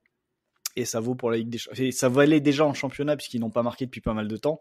Ben, ça vaut encore plus quand tu affrontes Chelsea qui a dans la surface quand même Zouma et Thiago Silva qui, s'ils sont en supériorité numérique dans l'axe, vont renvoyer la grande majorité des ballons qui vont leur tomber dessus. Ça m'a fait marrer la déclat de Puydebois parce que il y a quelques heures, là, j'étais à la conférence de presse du LOSC avant le match face à Milan. Et du coup, j'ai demandé à Rojo si la victoire de l'aller, c'était une forme d'exploit ou alors si c'était le vrai niveau de l'équipe. Et lui, sa réponse en forme de diversion, mais qui montrait quand même une certaine confiance en lui, c'était de dire là, en gros, c'est juste l'expérience et les leçons qu'on a tirées de la Ligue des Champions l'année dernière. Maintenant, on sait comment jouer des matchs européens. Et c'est pas une question de vrai niveau, faux niveau de l'équipe, c'est juste que maintenant, on sait quoi faire, quoi. Alors, je sais pas s'il se raconte une histoire pour un peu justifier ça, ou si c'est juste des joueurs qui individuellement ont progressé, etc., des recrues. Mais en tout cas, les joueurs, même en activité, sont conscients de cette et estiment que l'expérience apportée par des matchs de très très haut niveau peut servir par la suite. Après, c'est vrai que sur ce match de Chelsea, il n'y a pas grand chose à en dire à mon sens. En tout cas, on pourrait faire un peu plus long, hein, mais à partir du moment où Chelsea n'a joué qu'à moitié ce match, sans vouloir être méchant avec les Rennais, mais Chelsea a géré son match à 1-0, a essayé d'en remettre un petit peu à un partout, profite de Grenier qui fait une passe qualifiée de compliquée, dans des performances de grenier qui sont de manière générale assez compliquées à ce niveau de compétition. Mais c'est vrai que Rennes a même pas pu totalement s'étalonner. Et moi, je trouve que ce que tu disais sur le manque de présence dans la surface, c'est peut-être ça le plus grand regret finalement, c'est que Rennes, je trouve, a un jeu plus abouti dans la conception globale du jeu, la manière dont tu appréhendes à peu près toutes les phases. Mais au final, t'en as perdu un peu ta spontanéité, ta folie. Alors c'est aussi lié au profil des joueurs évidemment, mais c'est une forme de n'importe quoi, d'adaptation à l'adversaire et de volonté de pas se fixer de limites qui leur permettait d'être bons, voire très bons les 2 saisons précédentes. Et là, j'ai l'impression qu'ils savent beaucoup plus où ils veulent aller, mais qu'au final, voilà, ils ont pas les éléments pour transcender le plan de jeu. Et comme tu disais, c'est assez scolaire et c'est assez lisible. C'est ça. C'est ça. Pas de relance. T'as pas de relance magnifique sur Marseille, Raphaël. Ah oui, Raphaël sur Marseille. Alors, une question. Alors toi, tu voulais poser des questions parce qu'on a aperçu le match, mais plus par curiosité malsaine qu'autre chose, surtout vous deux. Tanguy nous demandait combien de Maradona il fallait à l'OM pour arracher un match nul. D'autres questions. On a un grand Bielsa Botman. J'aime bien Paul Casalis qui nous demande si on a souvenir d'une équipe aussi médiocre que l'OM en Ligue des Champions sur le plan arithmétique et du jeu. Et plusieurs autres questions qui nous demandent ce que faisait Villas-Boas pendant 18-19 jours, puisqu'il avait quasiment tout son effectif à disposition pendant la trêve internationale, contrairement à d'autres. Donc on n'a pas tout vu, mais en même temps, je pense qu'on se pose la question chaque semaine et qu'on n'a pas la réponse. Qu'est-ce que ça t'inspire, cette équipe de Marseille, Raphaël ? Non, mais enfin, alors sur qu'est-ce qu'il a fait pendant 18-19 jours, mais vu que depuis le début des premières défaites, il dit que de toute façon, cette compétition, c'est trop, voilà, la Ligue des Champions, vivement qu'elle soit finie, et qu'il veut finir 4e, bah voilà, t'es dedans, t'es dans tes objectifs. Non, mais sur l'OM, ça m'inspire que là, on est très très critique et les joueurs passent tous pour des cons un peu et sont très critiqués, et je pense qu'ils vivent une saison difficile eux aussi, parce qu'ils sont en train de perdre tous leur crédit, même des mecs qui étaient adorés il y a quelques temps. Il suffit de voir la trajectoire de Payet, qui était un peu la dernière idole marseillaise et qui maintenant est détestée assez globalement. Ça me pose la question de savoir, de l'importance du contexte pour les joueurs, et je me demandais, notamment en pensant à Gladbach, qui dans le même temps est premier d'un groupe où il y a l'Inter et le Real, des choix que tu fais, du contexte dans lequel tu tombes. C'est-à-dire que je me demandais si, par exemple, Thuram, Plea et Ben Sebaini, en signant à l'OM il y a 1 an ou 2, on n'en parlerait pas aujourd'hui comme de Sanson, comme de Rongier, comme de Benedetto, comme de ces mecs-là, en fait, en disant qu'ils sont pas assez bons pour la Ligue des Champions, qu'ils n'ont pas le niveau, que de toute façon c'est trop court pour ce niveau-là. Et je suis pas sûr vraiment que Rongier, Benedetto, Sanson et compagnie soient pas assez bons pour la Ligue des Champions. Je pense qu'ils sont pas du tout dans le bon contexte pour qu'on voit leur niveau et leur qualité. Alors Sanson, ça fait quelques temps. Pour les autres, c'est un peu plus frais. Mais je pense pas, par exemple, que Ben Sebaini, Thuram et Plea, en signant à l'OM il y a 1-2 ans, on en parlerait de la même façon. Aujourd'hui, Thuram en équipe de France a été bon. Plea y était il y a quelques temps et est devenu un attaquant crédible à un niveau Ligue des Champions, au moins Europa League. Ben Sebaini est titulaire dans une équipe qui je le redis, est leader dans un groupe avec l'Inter et le Real. Et à mon avis, tu les mets à l'OM il y a 2 ans. Aujourd'hui, Ben Sebaini, on se moquerait de lui, enfin pas nous, mais le monde du football se moquerait de lui comme il a été moqueur envers Amavi. Tu vois, donc c'est un peu un club tombeau ces derniers temps, l'OM, un peu comme l'était l'Inter il y a 5-6 ans de ça. Et franchement, la question de la progression, de où tu tombes pour progresser, est hyper importante. Et du coup, tu comprends pourquoi les Français, lapsus, vont de plus en plus vers l'Allemagne, parce qu'ils n'ont pas envie justement de tomber. Lyon, c'est un peu pareil ces derniers temps, pour pas mal de joueurs. À Lyon, à Marseille, à Monaco, il y a 2-3 ans, quand c'était un peu galère, après le titre de champion. Et après, finalement, de tomber dans un contexte où c'est instable, où ça progresse pas, où il n'y a pas de jeu, où il n'y a pas de structure à tous les échelons du club, en fait. Florent, qu'est-ce que ça t'inspire ? On en avait parlé un petit peu entre nous avant. Tu comprenais l'idée, mais tu faisais quand même une distinction, par exemple, entre un Thuram, un Plea, un Ben Sebaini. Oui, je pense en fait, je pense que Thuram aurait pu se sortir de Marseille malgré tout, de ce marasme, là où d'autres ils sont restés. Plea, je sais pas, parce qu'il est un peu plus âgé. Idem pour Ben Sebaini. Je crois que c'est Ben Sebaini, c'est 95, Thuram 97 et Plea 93 ou 94, il me semble, hein, mais j'ai pas les chiffres en tête. Après, je le rejoins sur le fait que que ce qui s'est passé à Marseille a plombé. Et là, je pense que Raph pense surtout à Sanson, qu'il plaçait très haut lorsqu'il était à Montpellier, et en qui il voyait un très beau futur, et qui aujourd'hui est dans un marasme et dans un club où c'est un des principaux problèmes presque du milieu de terrain, même si a priori ce soir il fait un bon match, si on en croit ce que nous a rapporté Julien Maumont, qui a subi tout ça pour nous sur Téléfoot. C'est pareil pour Amavi, hein, quand sa dernière c'est saison à Nice, le mec est pas loin de l'équipe de France non plus. Après, il s'est pété entre deux, quoi. Ouais, voilà. Il y a ces grosses blessures, 2 fois même, je crois, Amavi, il me semble, le genou. Pour en plus un joueur qui avait beaucoup de vivacité. Je pense que c'est typiquement pas le profil qui était avantagé par des trucs qui peuvent. Et récemment, il y avait eu le cas Maxime Lopez, Flo, qu'on avait aussi classé haut dans le top 15, qui était très bon, qui à Marseille jouait plus du tout et qui là est à Sassuolo, le titulaire ces derniers temps avec Locatelli. Alors il est pas au même niveau que Locatelli, mais déjà des titulaires à Sassuolo avec cette idée de jeu. Enfin voilà, je donne d'autres exemples, hein, c'est tout. Non, mais c'est ce qui est ennuyeux aussi pour Marseille, parce que un des gros projets quand même, au-delà, là on sort totalement de l'analyse du résultat de ce soir. En même temps, les joueurs sont pas impliqués dans le match et le coach s'en fout, alors on va pas non plus débriefer un match et y accorder plus d'intérêt que le coach, quoi. Non, mais quand tu vois ce qu'a fait l'OM depuis le rachat en termes de revente de joueurs, parce que forcément à un moment donné, quand tu es un club de la taille de l'OM, tes meilleurs joueurs, tu es censé les faire briller pour pouvoir les vendre à un bon prix.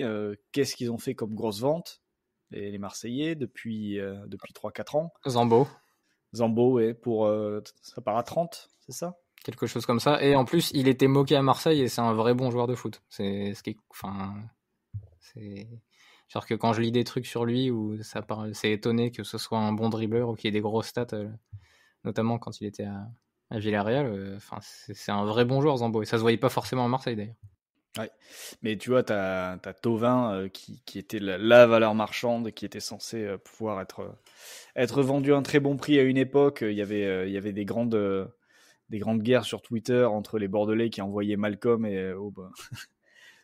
au Bayern ou ailleurs, et les Marseillais qui voyaient Thauvin à 80 millions. Bon, il y en a un qui a toujours pas bougé, et qui a aujourd'hui 27, je crois que c'est 93 sa génération. Et bon, après Thauvin est déjà passé par un premier échec à Newcastle, donc c'est plus dur de repartir ensuite à l'étranger, surtout de revenir en première ligue quand tu t'y es planté une première fois. C'est assez compliqué, surtout qu'il y a de plus en plus de jeunes chaque année qui sortent à son poste, donc la concurrence est plus rude.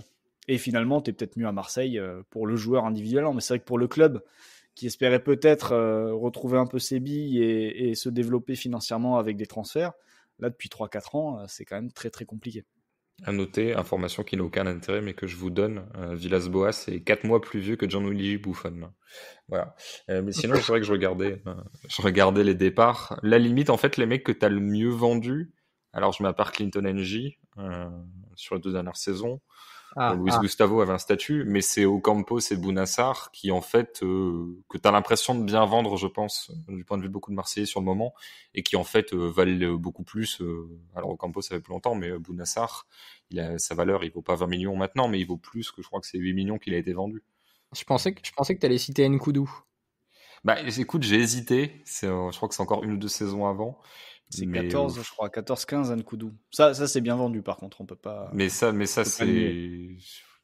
Enfin, je comprends pas. je sais même pas s'il y a une logique derrière ce transfert, parce que dès le moment où il est transféré, je pense que personne ne voit la logique. Mais je veux dire, quand tu mets Bounassar et Ocampos, alors Bounassar dans un très grand club, et on verra comment ça dure, mais déjà il arrive à gratter du temps de jeu, et je pense que tout le monde ne lui garantissait pas le fait que ça arrive.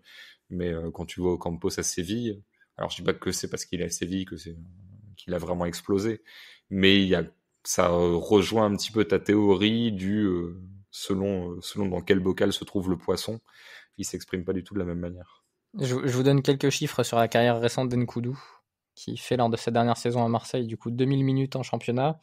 Ensuite Tottenham 2016-2017, 0 titularisation, 49 minutes en première ligue. 2017-2018, il va à Burnley, 2 titularisations, 224 minutes de jeu. 2018-2019, il fait Tottenham et Monaco, il a 4 entrées en jeu, 0 titularisation, 4 entrées en jeu pour 25 minutes de jeu en championnat, sur les 2 clubs confondus. 2019-2020, il démarre à Tottenham, il rentre en jeu 2 minutes. Il va à Beşiktaş et là, il joue 1800 minutes pour 3 buts. Et cette saison, il a une entrée en jeu, 25 minutes. Il a quel âge, 25 ? Et c'est un 95, ouais. Très bien. Ouais, bah c'est intéressant. Autre carrière qui est mal partie, qui a un peu vrillé. À noter que Claudio Brovu et Diego Roland sont aujourd'hui en 3e division espagnole avec la Corogne. Donc, voilà. Comme quoi, il y a des... Et autant Brovu a 32 ans, autant Roland n'a que 27. Je pensais qu'il était plus âgé. Donc, comme quoi, il y a des carrières qui partent un peu en vrille. Alors, on a eu d'autres questions. On va pas forcément les prendre. Est-ce que Gladbach peut viser l'écart ? Je pense que c'est toujours la même théorie, c'est-à-dire qu'ils seront en 8e et s'ils ont le bon tirage, ils peuvent aller en quart. Mais ne serait-ce que ce qu'on a vu d'eux, ils pourraient très bien avoir 12 points pour le même prix. Je pense que oui. Sinok qui nous dit qu'il aurait pensé entendre plus d'insultes dans toutes les langues avec les huis clos. Ça dépend des réalisations. Parfois, t'en entends un petit peu. T'entends beaucoup les entraîneurs. Je pense que Vidal aurait peut-être préféré qu'il y ait plus de supporters, même s'il est très proche de l'arbitre. Et que du coup, je pense que ça se sera entendu dans tous les cas. Il y a Hugo, l'un qui nous pose des questions sur Haaland, le cyborg. Je pense que, bon là, on n'a pas vu, on a vu les highlights, tout ça, de ses performances, mais je pense qu'on aura l'occasion d'en reparler assez vite. Je pense que si on en parle dès maintenant, ça sera un peu gâché, parce qu'à mon avis, on est parti pour parler de lui très longtemps, tant que ce podcast durera, puisqu'il a marqué, Flo, 70 buts sur ses 91 tirs cadrés en pro, quelque chose comme ça, 93. C'était ça la stat. Maintenant, quelqu'un est venu la remettre en question dans ma TL, mais je l'ai vu ailleurs aussi avec la shot map, c'est-à-dire avec tous les tirs. Donc je sais pas, je pense que ça prend pas en compte toutes les compétitions, ou c'est sur certaines compétitions, ou je sais pas. Mais j'en suis pas sûr. Mais en gros, oui, il a un gros ratio. Je sais pas si ce sont ces chiffres exacts, mais en gros, il a un énorme ratio de réussite à partir du moment où il cadre. Oui. Il y a pas beaucoup de gardiens en gros qui ont réussi à sortir un tir de Haaland. En tout cas, beaucoup moins que la moyenne. Ce qui veut globalement dire qu'il frappe fort et qu'il place ses tirs. C'est-à-dire que parfois il tire à côté ou autre, mais à partir du moment où il frappe, c'est à part Oblak qui est toujours bien placé et qui donne l'impression de ne jamais plonger parce qu'en fait il est toujours là où va la balle. Sinon c'est très compliqué de sortir ses tirs. Sur ces belles paroles, nous passons aux paris. Les paris avec notre partenaire PMU.fr. PMU vous présente la séquence prono. Les paris où sans malice, je n'ai absolument pas en tête ce que vous avez fait. Donc si vous vous êtes raté, ce n'est pas du tout pour vous mettre sur le grill que je vous reparle de tout ça. Alors dites-moi ce qui s'est passé sur la dernière émission. Ouais, moi je me suis raté. Moi c'était Rennes -1 face à Bordeaux. Ils ont perdu 1-0. Et l'autre c'était la victoire de Lens -1 face à Dijon. Et Lens n'a gagné que 1-0. Donc voilà. Ça aurait pu, il y avait de l'idée. Il y avait de l'idée, ouais. Et Rennes-Bordeaux, bon, ça se joue. Ils perdent 1-0, mais il y a un poteau, il y a une barre, il y a un peu de réussite côté bordelais. Donc, et il n'y a surtout pas d'autres occasions à part le but de Ben Arfa. Donc, il y a un peu de regret quand même pour côté rennais. Bon, après, il aurait fallu un swing de 3 buts pour que ça passe, donc oui. C'était pas forcément gagnant. Raphaël, que s'est-il passé pour toi la fois dernière ? De 1 sur 2, victoire de Tottenham contre City, qui t'a bien énervé, Christophe, qui était lisible à, je pense, 3 semaines avant, mais qui a bien fonctionné. Et par contre, je me suis extrêmement énervé devant le match de Leeds, mais qui est un match de Leeds classique. Et du coup, j'ai compris votre colère hebdomadaire lors des saisons précédentes, notamment la saison où ils montent pas en Première Ligue, parce que je pense qu'ils ont 14 000 occasions contre Arsenal, et ils en mettent pas une. Et ça m'a bien saoulé, parce que j'avais joué la victoire de Leeds, qui sont à 11 contre 10 pendant la moitié du match, et ils n'arrivent pas à le gagner. Et franchement, alors j'ai pas vu les expected goals, et d'ailleurs ça me donne envie d'aller les chercher, mais ils dominaient avant le carton rouge, ils dominent encore plus après, mais ils ont je suis en train de vérifier. Je crois que c'est pas scandaleux de tête, je crois que c'est autour des 3. Je crois Bah que c'est non, 3,05. ils sont même à 1,96. Ah ouais. Donc, mais il y a 2 ou 3 poteaux, je crois. Bah ouais, c'est ça, c'est-à-dire qu'ils ils ont pas forcément des énormes XG, mais ils ont des tirs qui sont bien joués, mais qui ne sont pas assez bien joués pour rentrer, quoi. Donc pas mal de frustration devant ce match qui m'aurait permis de passer un 2 sur 2 avec des grosses cotes, dommage. Tu vas repartir sur du championnat anglais avec Chelsea-Tottenham en restant sur la même philosophie qui t'a permis de rentrer un pari la fois dernière. Oui, et puis au-delà de ça, de ce que j'ai lu, parce que je l'ai pas vu, mais Chelsea a été un peu tancé par Rennes en deuxième période, notamment avec quelques ballons dans la profondeur. Et vu le jeu de Tottenham ces dernières semaines, la forme de Son et de Kane, renforcée par en plus un Ndombele qui peut être bon dans la passe, des entrées sur le banc, depuis le banc de Lucas Moura, de Gareth Bale, ou même Bergwijn qui peut démarrer ou qui peut rentrer en cours de jeu. On n'a pas parlé du coup du match contre City, parce qu'on a parlé que de Ligue des Champions. Mais Reguilon avait été très bon. Il y avait eu beaucoup de bonnes choses individuellement de la part des joueurs de Tottenham qui me poussent à croire à une poursuite de ces bons résultats contre un Chelsea parfois un peu naïf, même si défensivement ils se sont extrêmement améliorés. J'ai vu que leurs chiffres avancés étaient très bons, notamment depuis que Thiago Silva joue. Comme quoi. Mais je pars quand même sur une victoire de Tottenham. Je crois que c'est à 3,80. Christophe, 3,50 peut-être. 3,50. 3,50, une victoire de Tottenham à Chelsea. Cette saison, je crois que je vais partir sur des cotes assez élevées, parce que je sais que je passe pas souvent de paris, donc quand je les passe, autant que ça me rattrape un petit peu. D'accord. Ton deuxième pari, c'est sur l'une de tes équipes préférées, Sassuolo. Oui, maintenant je me fais les équipes de foot comme des séries. Je regarde les épisodes chaque semaine. Là, j'ai vu le match de Sassuolo contre qui c'était? Et le Hellas Vérone. Le Hellas Vérone de Adrien Tamez. Avec Adrien, tu me fais bien m'y repenser, Adrien Tamez qui allait plus vite que tout le monde sur le terrain, et en face un Locatelli injouable, beaucoup trop fort. Et j'ai regardé aussi, bon ça n'a pas de rapport, mais dans mes équipes que je regarde comme des séries, le match de la Real Sociedad contre Cadix, pas en entier, mais c'était déjà pas mal le début. Bref, Sassuolo qui reçoit l'Inter, un Inter encore une fois défait en Ligue des Champions et qui va sortir de manière assez frustrante comme la saison dernière, même s'ils sont moins forts collectivement, je trouve, sur leur phase de poule que l'an dernier. Il y avait eu de très bons matchs contre le Barça, là il n'y a pas eu de match aussi fort. Match à Sassuolo, vu la forme de Sassuolo et les individualités qui sont très bonnes en ce moment, je parlais de Locatelli, mais on peut aussi parler de Berardi, parler de je sais pas comment le prononcer, Chiriches, je sais pas comment faut dire, Christophe. Je t'avoue que les notions de roumain. Chiriches dont le charisme a triplé en rasant sa tête, ce qui peut me rassurer. Ça me donne des idées. Et qui a été très bon à nouveau. Voilà, je pense que contre l'Inter, en tout cas, ça donnera un match intéressant, parce que je pense que les deux équipes vont forcer sur les sorties de balles et ça risque d'être un peu caricatural. Et je pars sur un match nul, parce que je sens pas de supériorité énorme de la part d'une des deux. Je pense que ce sera un match à but. J'espère genre un 2-2, un 3-2, dans un sens ou dans l'autre. Mais un nul, parce que je suis assez hésitant, et la cote est quand même à 3,80 du nul. C'est assez fort pour un match qui se déroule à Sassuolo. J'avais envie de partir sur la victoire du Sassuolo, mais je sais que Sassuolo s'aborde toujours d'une manière ou d'une autre dans ces matchs-là. Donc le nul est un bon compromis. Florent, on te relance. Toi, tu es resté sur des paris de Ligue 1. Ouais, je suis resté en Ligue 1 et comme la semaine dernière où j'avais fait deux paris identiques, c'est-à-dire deux paris à handicap, je reste dans cette lignée-là puisque je choisis deux paris identiques et cette fois-ci je vais m'intéresser à deux buteurs. Le premier, je l'ai aperçu tout à l'heure puisque en fin de journée, en fin d'après-midi, alors que Gladbach mettait une petite volée au Shakhtar Donetsk, Lens rattrape un de ses matchs en retard face au FC Nantes et a perdu 2 points, les Lensois, puisqu'ils ont été rejoints au score en deuxième mi-temps, après avoir ouvert la marque assez rapidement grâce à Kakuta.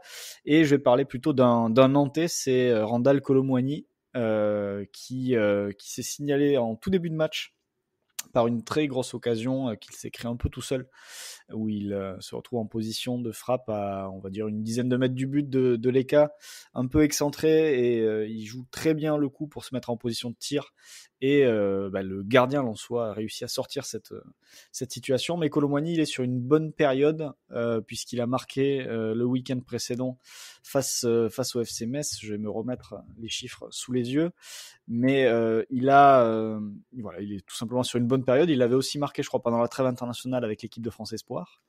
Donc le joueur qui était déjà très intéressant en termes de capacité à donner des ballons de but à ses partenaires, puisque quand on regarde les expected assists, il est à 3,31 depuis le début de la saison. Il est d'assez loin le meilleur joueur nantais, puisque le deuxième c'est Louza qui a un seul expected assist depuis le début de la saison, commence aussi à se développer sur le côté expected goals, c'est à se créer des occasions pour lui-même.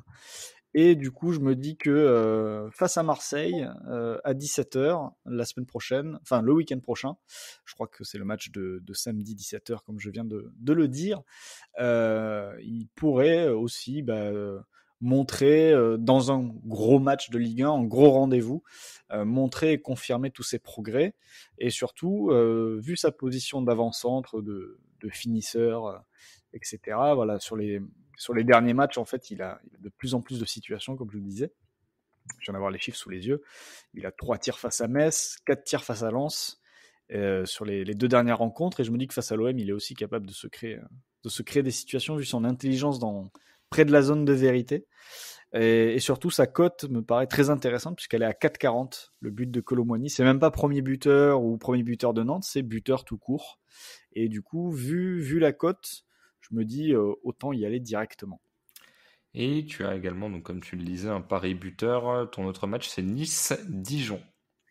Ouais, Nice-Dijon pour malheureusement pour Dijon, hein, c'est un petit peu le sparring partner pour essayer de passer certains paris. Et les paris buteurs, ça peut fonctionner face à eux, vu que c'est tout simplement la pire défense du championnat d'assez loin, que ce soit non, c'est pas en but encaissé, mais en expected goals, pardon. Ils ont un gardien qui a été a priori performant de temps en temps, même si je ne sais pas lequel c'est des deux, vu que les deux ont fait leur petite bêtise ces derniers temps.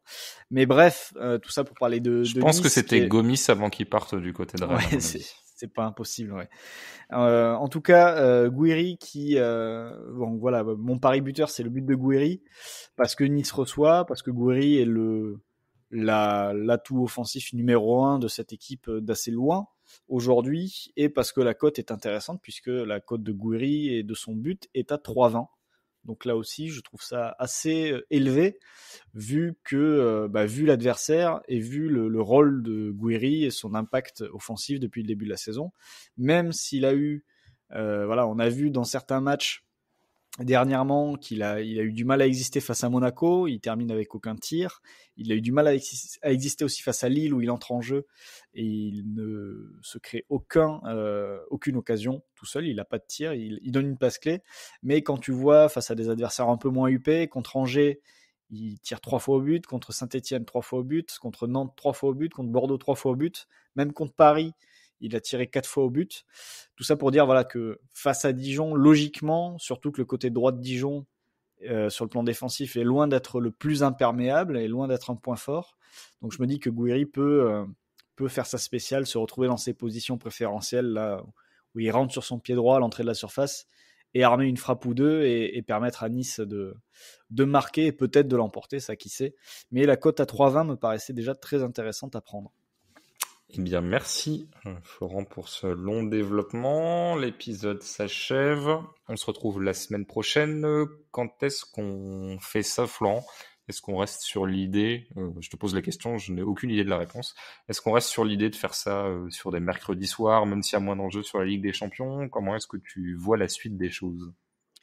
Ça va dépendre en effet de ce qui va se passer en Ligue des Champions. Alors la semaine prochaine, il y a quand même des matchs en jeu encore, notamment pour les clubs français, parce que Paris va à Manchester United, Rennes joue Krasnodar. Donc déjà, le mercredi soir, on aura ces deux clubs-là qui feront, je pense, une bonne partie de l'épisode.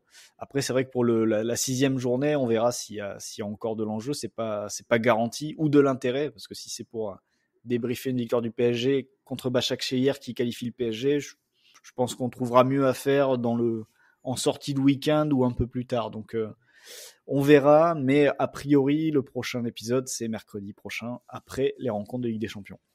Ça marche, donc toujours beaucoup de contenu sur le Patreon. Là on a mis pas mal de vidéos, les vidéos de Joao Félix notamment, je ne sais même plus de qui d'autre, mais voilà, il y a toujours pas mal de choses à retrouver là-bas, plus de l'audio avec nos différents podcasts. Et donc pour la partie gratuite, on se retrouve la semaine prochaine en espérant qu'il n'y ait pas de mauvaises nouvelles, pas de décès, pas de choses comme ça d'ici là, en espérant donc qu'on ait un épisode un peu plus calme, un peu plus tranquille.